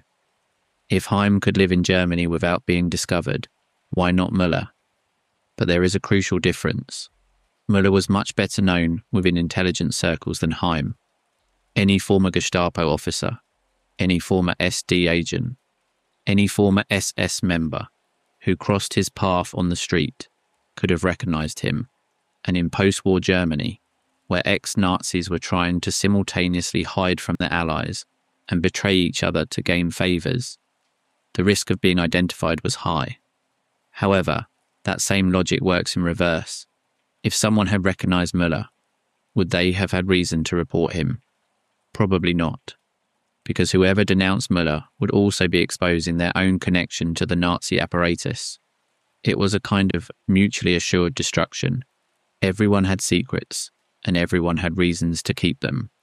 Now, beyond the escape routes and theories, there is an aspect of Müller's disappearance that deserves special attention: his possible role in the so-called Operation Monastery and other post-war disinformation operations. Operation Monastery was a Soviet counterintelligence operation that began during the war and extended into the post-war period. Its objective was to infiltrate Soviet agents into German espionage networks, using the double agent technique. The operation was extraordinarily successful. The Soviets managed to have several of their agents recruited by German intelligence, from where they provided Moscow with information about the Reich's espionage operations, while simultaneously feeding the Germans with carefully designed disinformation. What does this have to do with Müller? Some researchers have speculated that Müller, during his last months at the head of the Gestapo, discovered Operation Monastery, or at least suspected its existence, and that, instead of denouncing it, he used it as a basis for his own secret contacts with Moscow. If this is true, Müller would have been playing a triple game. He was officially the head of Nazi counterintelligence, secretly a channel of communication with the Soviets, and all the while an agent exclusively in the service of himself. It is difficult to know where reality ends and where speculation begins in this labyrinth of mirrors.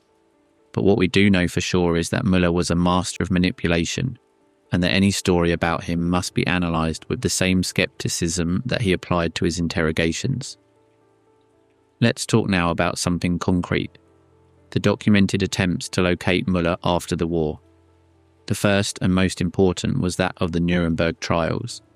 When the International Military Tribunal began its sessions in November 1945, Müller was included on the list of wanted war criminals. But he was not charged in absentia, as other fugitives were. He was simply classified as disappeared. The more than 2,000 recordings made during the Nuremberg trials contained testimonies from Nazi officials who mentioned Müller repeatedly, but none could, or wanted to, provide concrete information about his whereabouts. The second significant attempt was that of the American CIC, which kept an open file on Müller throughout the 1940s. CIC agents interrogated dozens of former SS and Gestapo officers, many of whom provided contradictory information. Some claimed that Müller was dead, others that he had fled. Some gave leads that turned out to be false. The file grew and grew, but never led to a definitive conclusion. The third attempt was that of the Munich Public Prosecutor's Office, which in 1960 opened a formal investigation into Müller as part of a broader effort to bring Nazi war criminals to justice in Germany. This investigation led to the 1963 exhumation in the Berlin-Kreuzberg cemetery, which, as we already mentioned, did not find Müller's remains. And then, for decades, silence. The search grew cold. The intelligence agencies moved on to other priorities. The Nazi hunters grew old and died, and Heinrich Müller became what he perhaps always wanted to be, a ghost. Until 2013, when Tuchel announced his discovery. But is Tuchel's finding the definitive answer? Let's analyse the evidence carefully. Tuchel found a death certificate and documentation that placed Müller's remains in a mass grave in the old Jewish cemetery of Berlin. According to this evidence, Müller died in the last days of the Battle of Berlin, probably between May 1st and 2nd, 1945, and his body was collected along with thousands of others by the cleanup crews that operated in the devastated city in the following months. The arguments in favour of this version are solid. Multiple witnesses placed Müller in the bunker until May 1st. The city was surrounded by Soviet forces, which made any escape extremely difficult. The chaos of the final battles produced thousands of dead, who were buried hastily and without identification. And Müller himself told Arthur Axmann that he had cyanide prepared. But the arguments against it are also strong. There is no DNA proof. There is no eyewitness testimony of Müller's death. The death certificate could have been falsified. It was exactly the type of document that the Gestapo itself knew how to manufacture to perfection. And the mass grave where he was supposedly buried contained thousands of unidentified bodies, making individual verification impossible without massive exhumation. Furthermore, there is a detail that many overlook. If Müller indeed died in Berlin, why did the Soviets not find his body when they occupied the city? The Soviets conducted exhaustive searches in the area of the Reich Chancellery. They found the partially burned bodies of Hitler and Eva Braun. They found the bodies of Goebbels and his family. They found dozens of bodies of minor officials and soldiers. But they did not find the head of the Gestapo. There are two possible explanations. The first is that Müller died far from the bunker, perhaps while trying to escape across the surface, and his body was confused with that of a soldier or an anonymous civilian. The second is that the Soviets did find him, but did not reveal it, because they wanted to keep his capture a secret. Both explanations are plausible, neither is demonstrable. And here is where the mystery of Heinrich Müller transforms from a historical question into something more profound, a reflection on the very nature of truth in times of war and post-war. In a world where disinformation was a strategic weapon, where all sides routinely lied, where documents could be falsified and testimonies could be coerced, is it possible to know the absolute truth about any event? Perhaps not. Perhaps the truth about Heinrich Müller is buried forever, not just in a grave in Berlin, but in the classified archives of Washington, Moscow, London, and Jerusalem. Archives that, for different reasons, no government is willing to declassify completely.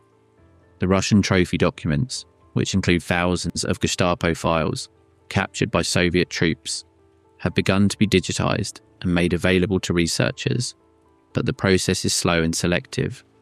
It is estimated that the Russian archives contain millions of pages of documents from the Third Reich that have not yet been examined by Western historians.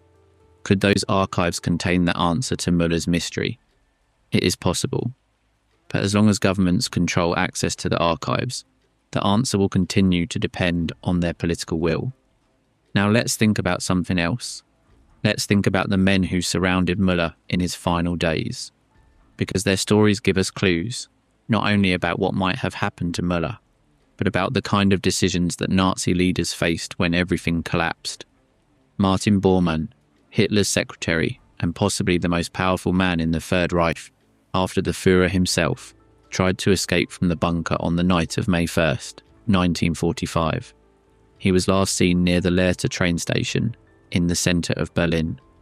For decades, his fate was another of the great mysteries of the post-war era.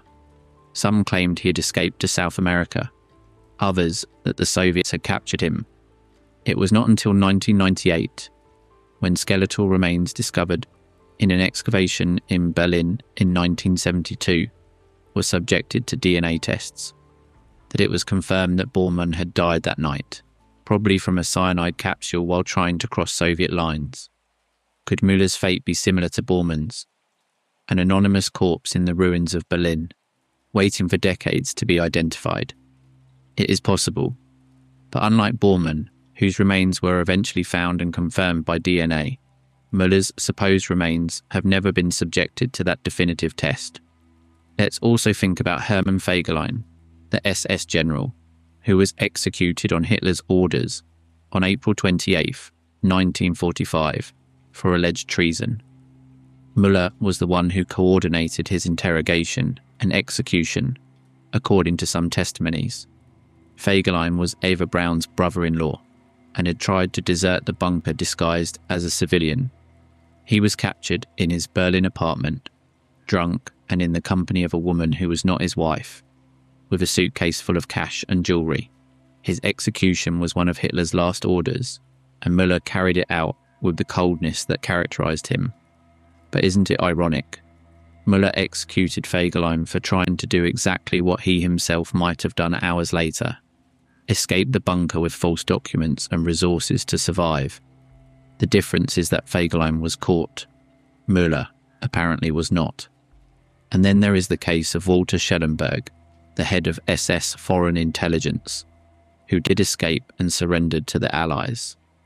Schellenberg cooperated extensively with Allied interrogators and provided abundant information on the structure and operations of the RSHA. But about Müller, Schellenberg offered only generalities and insinuations. He wrote in his memoirs that Müller was a dangerous man, without loyalties, capable of serving any master, but he never provided concrete information about his whereabouts. Did Schellenberg know something he didn't reveal, or did he simply not know anything? The relationship between Schellenberg and Müller deserves a more detailed examination, because it reflects the internal tensions of the Nazi security apparatus. Schellenberg and Müller were natural rivals. Both were intelligence men, both competed for Himmler's favour, and both deeply distrusted each other. Schellenberg was younger, more educated, more socially sophisticated. He spoke several languages, frequented diplomatic circles, and had a more international vision of espionage. Müller was more veteran, tougher, more rooted in traditional police techniques. Schellenberg despised Müller for his lack of refinement. Müller despised Schellenberg for his lack of experience. In the final months of the war, this rivalry intensified. Schellenberg, along with Himmler, secretly tried to negotiate with the Western Allies behind Hitler's back. Müller, loyal to the bunker until the end, considered these negotiations as treason. There are indications that Müller informed Hitler, directly or through Bormann, about the activities of Himmler and Schellenberg, which contributed to Hitler's explosion of fury when he learned of Himmler's negotiations with Count Bernadotte. If Müller betrayed Himmler, then his relationship with the Nazi leadership in the final days was even more complex than believed. He was not simply an obedient subordinate. He was an active player, manipulating some against others, using information as a weapon, positioning himself for any possible outcome. Let's think about what this means. In the final days of the Reich, when everything was collapsing, Müller was doing what he had always done: gathering information, creating files, manipulating people. Only now he was not doing it in the service of the Nazi state. He was doing it in the service of himself. Every piece of information he accumulated about Himmler's betrayals, about Göring's secret negotiations, about Bormann's escape plans, about Schellenberg's contacts with the Allies, was another coin in his personal reserve. The more coins he had, the more valuable he would be to whoever took him in. And that leads us to the final question, the question that ultimately defines this whole mystery. What value did a living Heinrich Müller have?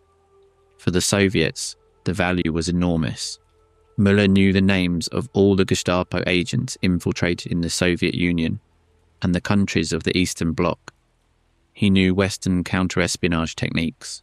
He knew the personal secrets of political leaders from all over Europe. He knew the British and American intelligence operations that the Gestapo had discovered during the war. In short, Müller was a living encyclopedia of intelligence that, in the context of the nascent Cold War, was worth more than an army. For the Americans, the value was similar, but with different nuances. Müller knew the Soviet espionage networks in Europe better than anyone. He had dismantled the Red Orchestra. He had interrogated hundreds of captured Soviet agents. He knew their methods, their weaknesses, their blind spots. For the CIA, which in 1945 was just beginning to build its intelligence capacity against the USSR, a man like Müller would have been an invaluable asset. For the Israelis, the value was different: justice. Müller was one of the main architects of the Holocaust. Capturing and trying him, as they did with Eichmann, would have had enormous symbolic and moral value, but the Mossad, pragmatic as it was, knew that capturing Müller could complicate its relations with the superpowers if it turned out that one of them was protecting him. The geopolitics of the Cold War imposed limits even on the pursuit of justice. And for Müller himself, the value of being alive resided in exactly that: his ability to make the powerful need him. As long as he had information that others wanted, he was untouchable.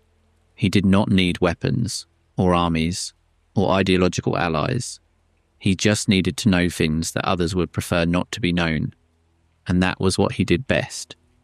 There is something deeply disturbing in this conclusion, because what it suggests is that the post-war international system, supposedly designed to ensure that the crimes of Nazism would never go unpunished, was in practice a system that prioritized utility over justice.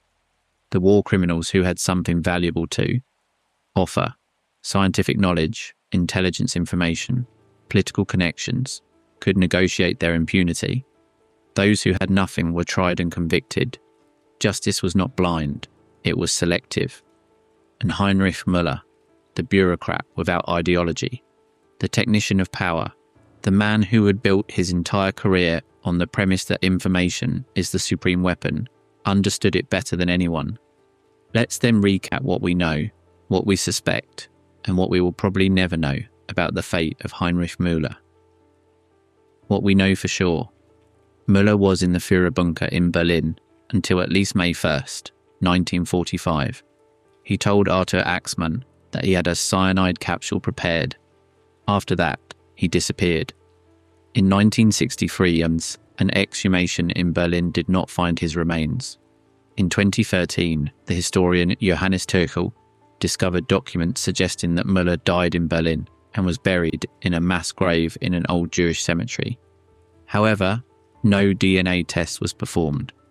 What we suspect based on circumstantial evidence, Müller may have maintained contacts with Soviet intelligence through Operation Red Orchestra. The Soviets never actively searched for him as a war criminal, which suggests they had some reason not to. Müller had the means, the knowledge, and the motivation to disappear, and his lack of public notoriety facilitated any escape.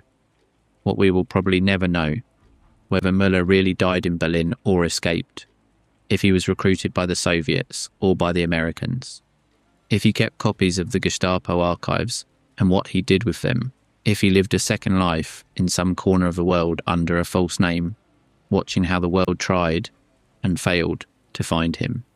But is there anything more we can explore? Something that conventional sources don't tell us? Yes, there is.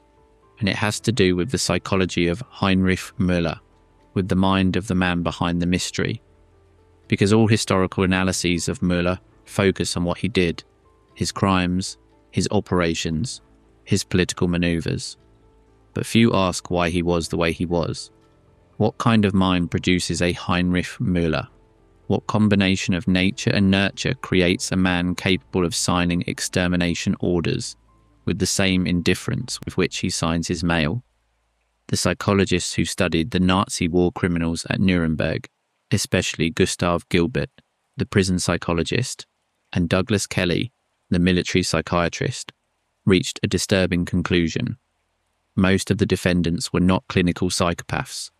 They were, for the most part, normal people who had been placed in positions of extraordinary power within a system that removed all moral restraints. Hannah Arendt coined the concept of the banality of evil to describe Eichmann, Müller's subordinate, whom she observed during his trial in Jerusalem. Eichmann was not a bloodthirsty monster. He was a grey bureaucrat who did his job with the diligence of an accountant who balances his books every night. Was Müller the same?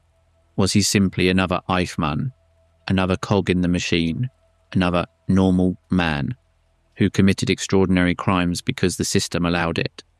Not exactly, because there is a crucial difference between Eichmann and Müller. Eichmann was a follower. He obeyed orders. He followed directives. He did not innovate. He did not take initiatives beyond what was asked of him. Müller, on the other hand, was a builder of systems. He did not just execute orders. He designed the mechanisms of repression, perfected the interrogation techniques, optimized the deportation processes. He was, in the most literal sense of the word, an engineer of terror. And that requires a different type of mind. Not the passive mind of the obedient bureaucrat, but the active mind of the creator who finds aesthetic satisfaction in the efficiency of his work. Contemporary psychologists who have studied similar cases, leaders of repressive apparatuses in totalitarian regimes, from the Stasi of East Germany to the intelligence services of Latin American dictatorships, have identified a recurring profile. Individuals with high organizational capacity, low emotional empathy, a strong need for control, and a tendency to define themselves exclusively by their professional function. They are not psychopaths in the clinical sense. They can maintain apparently normal family relationships, experience common emotions like affection or nostalgia, but they have an extraordinary capacity to compartmentalize, to completely separate their personal life from their professional activities, as if they were two different people inhabiting the same body. Müller fits this profile with unsettling precision. He was married. He had 2 children. According to the few sources that mention his family life, he was a distant but not abusive father. He did not bring his work home, or at least not in a visible way. His wife, Sophie, was a discreet woman about whom almost nothing is known. His children grew up in a home that, from the outside, seemed perfectly ordinary. A home where the father went to work every morning and came back every night, like millions of other German fathers. Except that this father's job was to run the most efficient machine of persecution and extermination that has ever existed. How is it possible for a man to live like this? How can someone sign a deportation order for 45,000 human beings to Auschwitz in the morning and dine quietly with his family at night? The answer, according to experts, lies in dehumanization. Not the dehumanization of the victims, that is just the symptom, but the dehumanization of oneself. Müller did not see himself as a murderer. He saw himself as a professional, a technician, an official who performed a necessary function within a larger system. The people he deported were not people to him. They were pieces, as the official document said, units to be processed, numbers in a report, and as long as they were numbers, they did not hurt. They had no face. They did not scream. That capacity for abstraction is perhaps the most terrifying feature of Heinrich Müller, not the sadistic cruelty of an Armand Goff, shooting from the balcony of his villa at the prisoners of the Plazow camp, not the ideological madness of a Himmler dreaming of racial empires, but the cold, calculated, methodical indifference of a man who turned murder into an administrative procedure. And it is exactly that indifference that made him so dangerous, because an indifferent man can serve any master. He can switch sides without remorse. He can betray without guilt. He can disappear without looking back. But did he ever look back? Did he ever think about what he had done? Did he ever have, in some corner of his compartmentalized mind, a flash of conscience? We do not know, and we probably never will, because that is the ultimate nature of Heinrich Müller's mystery. It is not just a mystery about where his body went, but about where his soul was. Now, there is a chapter of this story that we have mentioned in passing, but which deserves to be explored in depth, because it sheds a fascinating light on the way Müller operated and on the power networks that sustained him. It is about the relationship between Müller and Reinhard Heydrich, the man who recruited him for the Gestapo and who was, in many ways, his mentor and his model. Reinhard Heydrich is one of the darkest figures in the entire history of the Third Reich, and that is saying a lot in a regime that produced a gallery of human horrors.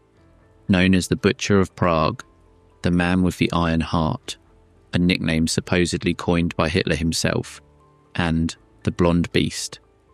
Heydrich was tall, blonde, athletic, intelligent, and absolutely ruthless. He was the archetype of the Aryan Superman that Nazi propaganda glorified, with the difference that, unlike most of the Nazi leaders, fat, bald, myopic, or physically mediocre, Heydrich actually looked like the ideal they preached. Heydrich was the architect of the security structure of the Third Reich. It was he who designed the RSHA, the super agency that unified all intelligence and police services under a single roof. It was he who organized the Wannsee Conference, where the final solution was planned. It was he who created the Einsatzgruppen. It was he who conceived the Gestapo as a tool of unlimited terror, free from any legal restriction. And it was he who saw in Heinrich Müller the perfect instrument for his plans. The relationship between Heydrich and Müller was, according to all available testimonies, strictly professional. They were not friends. They did not socialize. They did not share personal confidences. But professionally, they worked like a perfectly oiled machine. Heydrich provided the strategic vision, the political ambition, and the protection within the labyrinth of Nazi power. Müller provided the technical execution, the attention to detail, and the operational efficiency. Heydrich dreamed. Müller executed. There is an episode that illustrates this dynamic with chilling clarity. In September 1941, Heydrich was appointed Reich Protector in Bohemia and Moravia, that is, de facto governor of what is now the Czech Republic. His mission was to crush the Czech resistance and exploit the industrial capacity of the Protectorate for the war effort.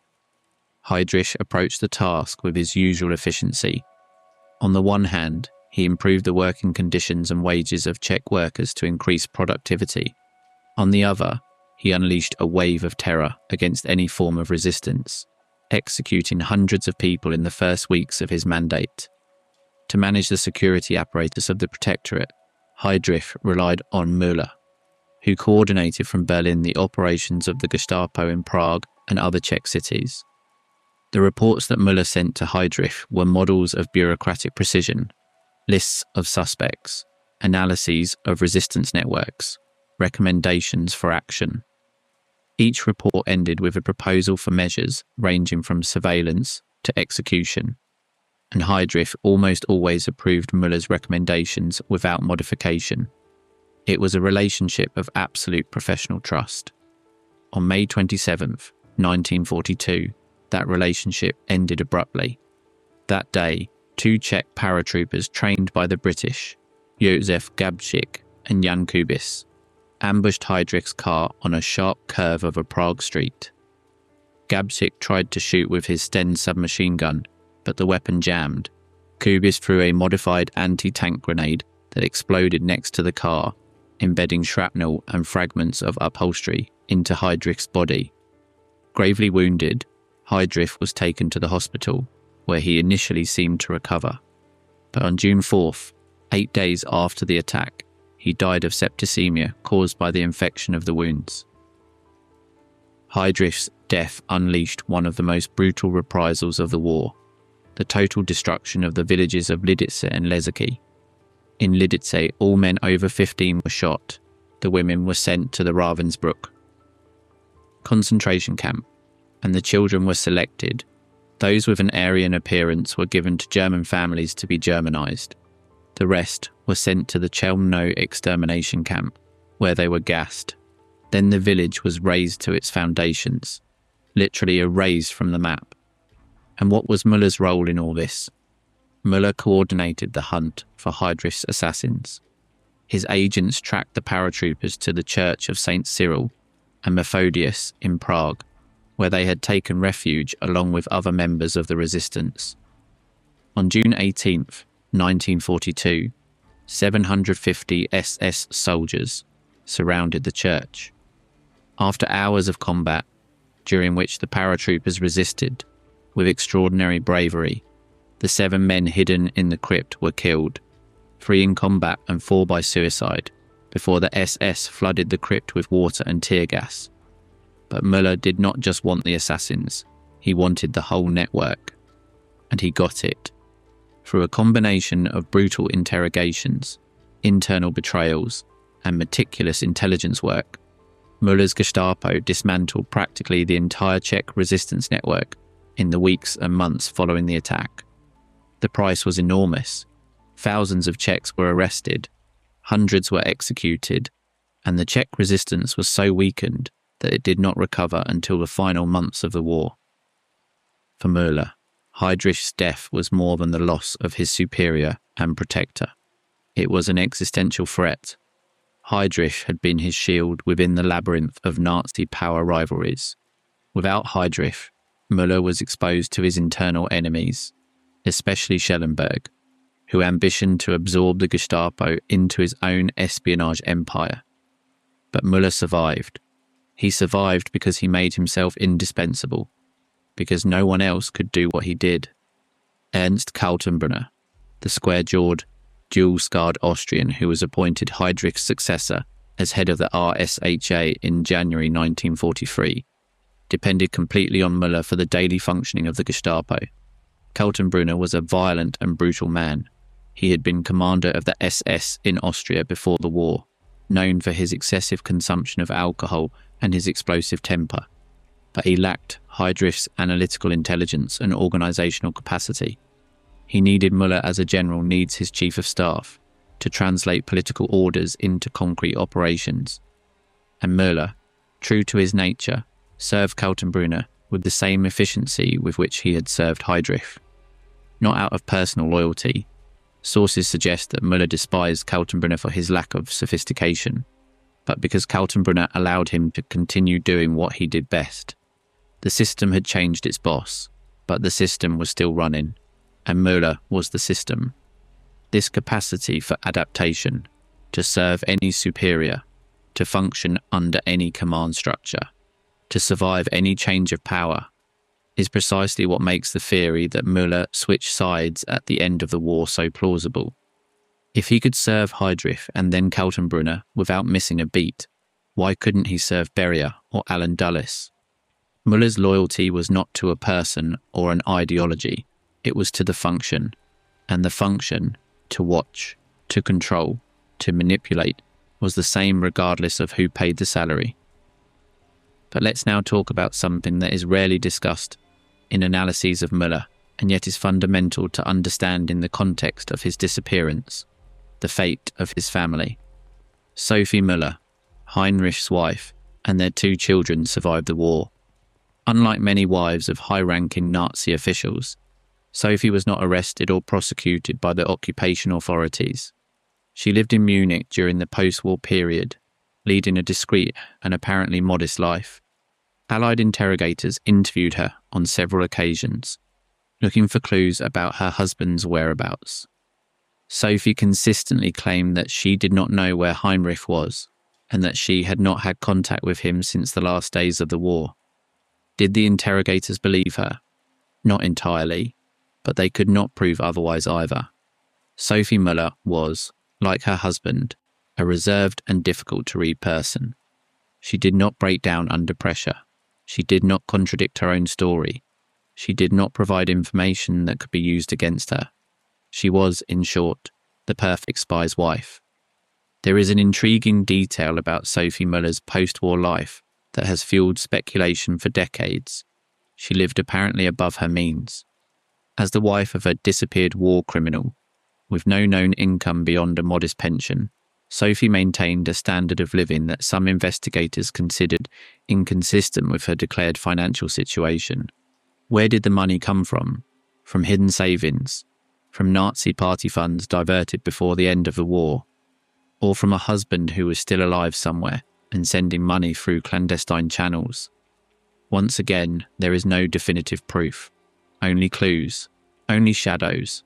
only the kind of ambiguity that surrounds everything related to Heinrich Müller. Müller's children, for their part, grew up in post-war Germany, bearing the weight of a cursed surname.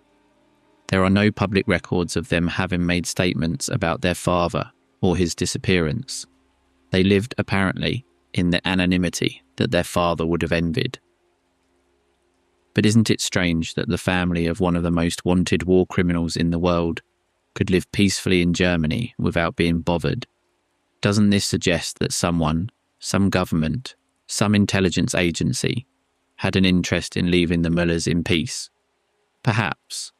Or perhaps it simply reflects the reality of post-war Germany, where millions of ex-Nazis quietly reintegrated into society, where the denazification process is superficial, and where the Persilschein, whitewash certificate, as the Germans ironically called it, became a document as common as a driver's license. In a society where everyone had something to hide, no one asked too many questions.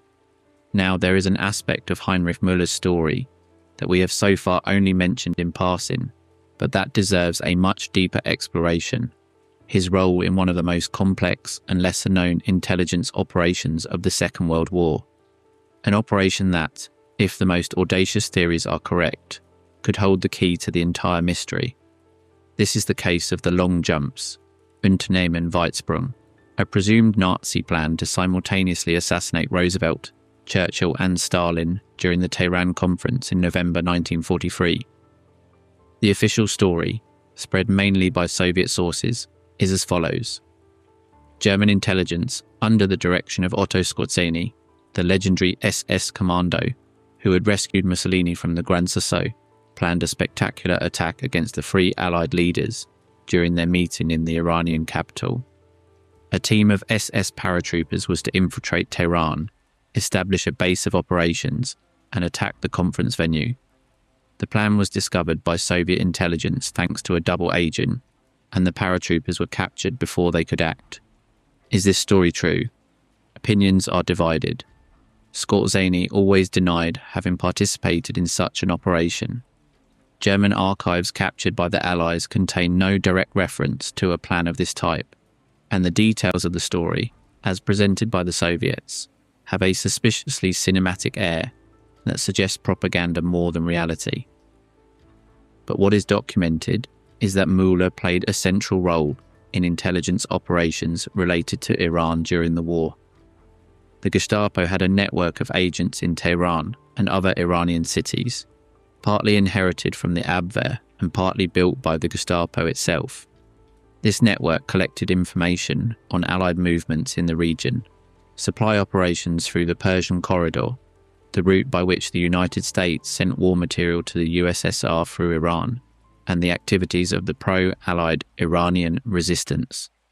If a plan to assassinate the Allied leaders in Tehran really existed, and some historians consider that it at least existed as a concept, although it probably never passed the planning phase, Müller would have necessarily been involved, given that any operation of this type would have required intelligence on the ground that only the Gestapo could provide. And what does this have to do with Müller's disappearance? Potentially a lot. Because if the Soviets discovered the plan thanks to a double agent within German intelligence, and if that double agent was, directly or indirectly, connected to Müller, that would establish an early link between Müller and Soviet intelligence that predates Operation Red Orchestra. It is speculative, certainly. But in a case where direct evidence is scarce and circumstantial evidence is abundant, well-founded speculations are sometimes all we have. But is there anything more concrete? Something that can bring us closer to a definitive answer? Surprisingly, yes. And it comes from an unexpected source, the FBI archives. In 2000, the Freedom of Information Act in the United States forced the FBI to declassify a series of documents related to the search for Nazi war criminals. Among those documents was a file on Heinrich Müller that contained fascinating information. The file revealed that the FBI had received, throughout the 1950s and 1960s, multiple reports from confidential sources claiming that Müller was alive and living in different countries. Some reports placed him in Argentina, others in Egypt, others in the Soviet Union. One particularly detailed report placed him in Panama, living under a false identity and working as a security advisor for a Central American government. None of these reports were verified, but what is significant is that the FBI took them seriously enough to investigate them, which suggests that the agency was not convinced that Müller had died in Berlin. Even more significant is an internal FBI memorandum dated 1960, declassified in the same batch of documents. In this memorandum, an FBI agent whose name is redacted recommended closing the investigation on Müller, arguing that the continuation of this investigation could prove embarrassing for certain agencies of the United States government. What does embarrassing mean? What agencies was he referring to? The memorandum does not specify, but the implication is clear. Someone within the US government knew something about Müller that they preferred not to be made public. Was it the CIA? Had the CIA recruited Müller, as Gregory Douglas claimed? Or had the CIA simply discovered Müller's whereabouts and decided not to act because capturing him would have revealed inconvenient information? The declassified documents do not answer these questions directly, but their existence confirms that, at least within the US government, Müller's disappearance was considered something more than a historical mystery. It was a matter of national security. And matters of national security, by definition, are handled with secrecy. But what about the Soviet archives? Do they contain the answer? Here we enter even murkier terrain. The Soviet intelligence archives from the World War II and post-war era are, for the most part, inaccessible to Western researchers. The FSB, successor to the KGB, and the SVR, Russian Foreign Intelligence Service, keep most of the documents related to intelligence operations from the 1939 to 1953 period under classification. The few declassifications that have occurred have been selective and politically motivated. However, there are intriguing clues. In 1993, after the fall of the Soviet Union, a brief period of archival openness allowed some Western researchers to access previously classified documents. One of these researchers was the Israeli journalist Danny Orbath, who claimed to have found indirect references to a special prisoner of high Nazi hierarchy who was held in an NKVD facility near Moscow from mid-1945. The document did not identify the prisoner by name, but the description. Former head of a state security service, captured in Berlin in May 1945, was consistent with Müller. Is this the definitive proof? No, it is one more clue, one more piece of the puzzle. But like all the pieces of this puzzle, it fits into multiple possible configurations, and none of them forms a complete picture. And perhaps that is the definitive legacy of Heinrich Müller. A void. A black hole in the centre of 20th century history that absorbs all the theories, all the evidence, and all the speculations without ever revealing its truth. But let's not give up yet, because there is a final chapter to this story that we have not yet explored. A chapter that has to do not with the past, but with the present, with what Müller's disappearance tells us about our world today. At a time when state surveillance has become a global reality, where governments around the world use facial recognition technology, communications interception, big data analysis, and artificial intelligence algorithms to monitor their citizens, the story of Heinrich Müller and the Gestapo takes on a disturbing relevance. Müller built his empire of terror with cardboard files, typewriters, and wiretap phones. What he achieved with those primitive tools was to terrorize 80 million people. What could a 21st century Müller do with the tools available today? It is not a rhetorical question. It is a warning. The Gestapo depended on informants to function. Modern surveillance agencies do not need informants. They have access to every text message, every email, every internet search, every bank transaction, every movement recorded by the GPS of a mobile phone. Müller would have needed thousands of informants to watch a city of 1 million inhabitants. Today, a single algorithm can do the same, 24 hours a day, 7 days a week, without rest, without error, without compassion. The difference, of course, is that modern democracies have legal safeguards that Nazi Germany did not have. Independent courts, freedom of the press, constitutional rights, parliamentary oversight. But these safeguards are not automatic. They are not eternal. They are as strong as the will of the citizens to defend them. And the history of the Gestapo teaches us something crucial. The transition from democracy to dictatorship does not happen overnight. It happens gradually, step by step, decree by decree, exception by exception. Each step seems reasonable at the time. Each restriction of liberties is justified by some real or fabricated emergency. And when people realize what they have lost, it is already too late. In 1933, Germany was a democracy. Imperfect, yes. Fragile, yes. But a democracy with a parliament, political parties, a free press, and civil rights. By 1934, all of that had disappeared. And one of the key instruments of that destruction was Heinrich Müller's Gestapo. Could it happen again? Could a modern Müller build a system of total surveillance in the service of an authoritarian regime? The answer, uncomfortable but honest, is yes, he could. If the conditions allowed it, if the safeguards failed, if the citizens stopped watching their watchers. That is the ultimate lesson of Heinrich Müller, not just his personal story, the rise, the crimes, the disappearance, but what that story tells us about the fragility of freedom and the permanent temptation of absolute power. And as we reflect on this, there is one last detail I want to share. A small, almost insignificant detail, but one that for me captures the essence of this whole mystery. Among the Gestapo documents captured by the Allies in 1945, there is an internal memorandum signed by Heinrich Müller, dated March 1944. It is a routine document about administrative procedures, with no dramatic content, but in the lower right corner, below Müller's signature, there is a handwritten annotation, apparently added later, in a different handwriting. The annotation simply says, erledigt, resolved, done, finished. Erledigt. It is the word the Gestapo used when a case was closed, when a suspect was captured, tried, executed or sent to a concentration camp, when a person ceased to be a problem. But the case of Heinrich Müller was never erledigt. It was never resolved, it was never closed, it was never finished.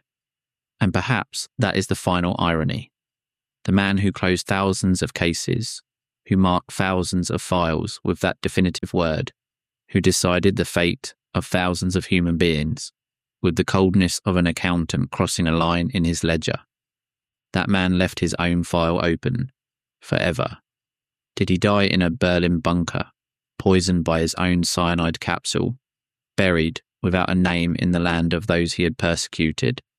Or did he live for decades more under a false name, in a distant city, watching the world news with the same analytical coldness with which he once read the reports of the Einsatzgruppen?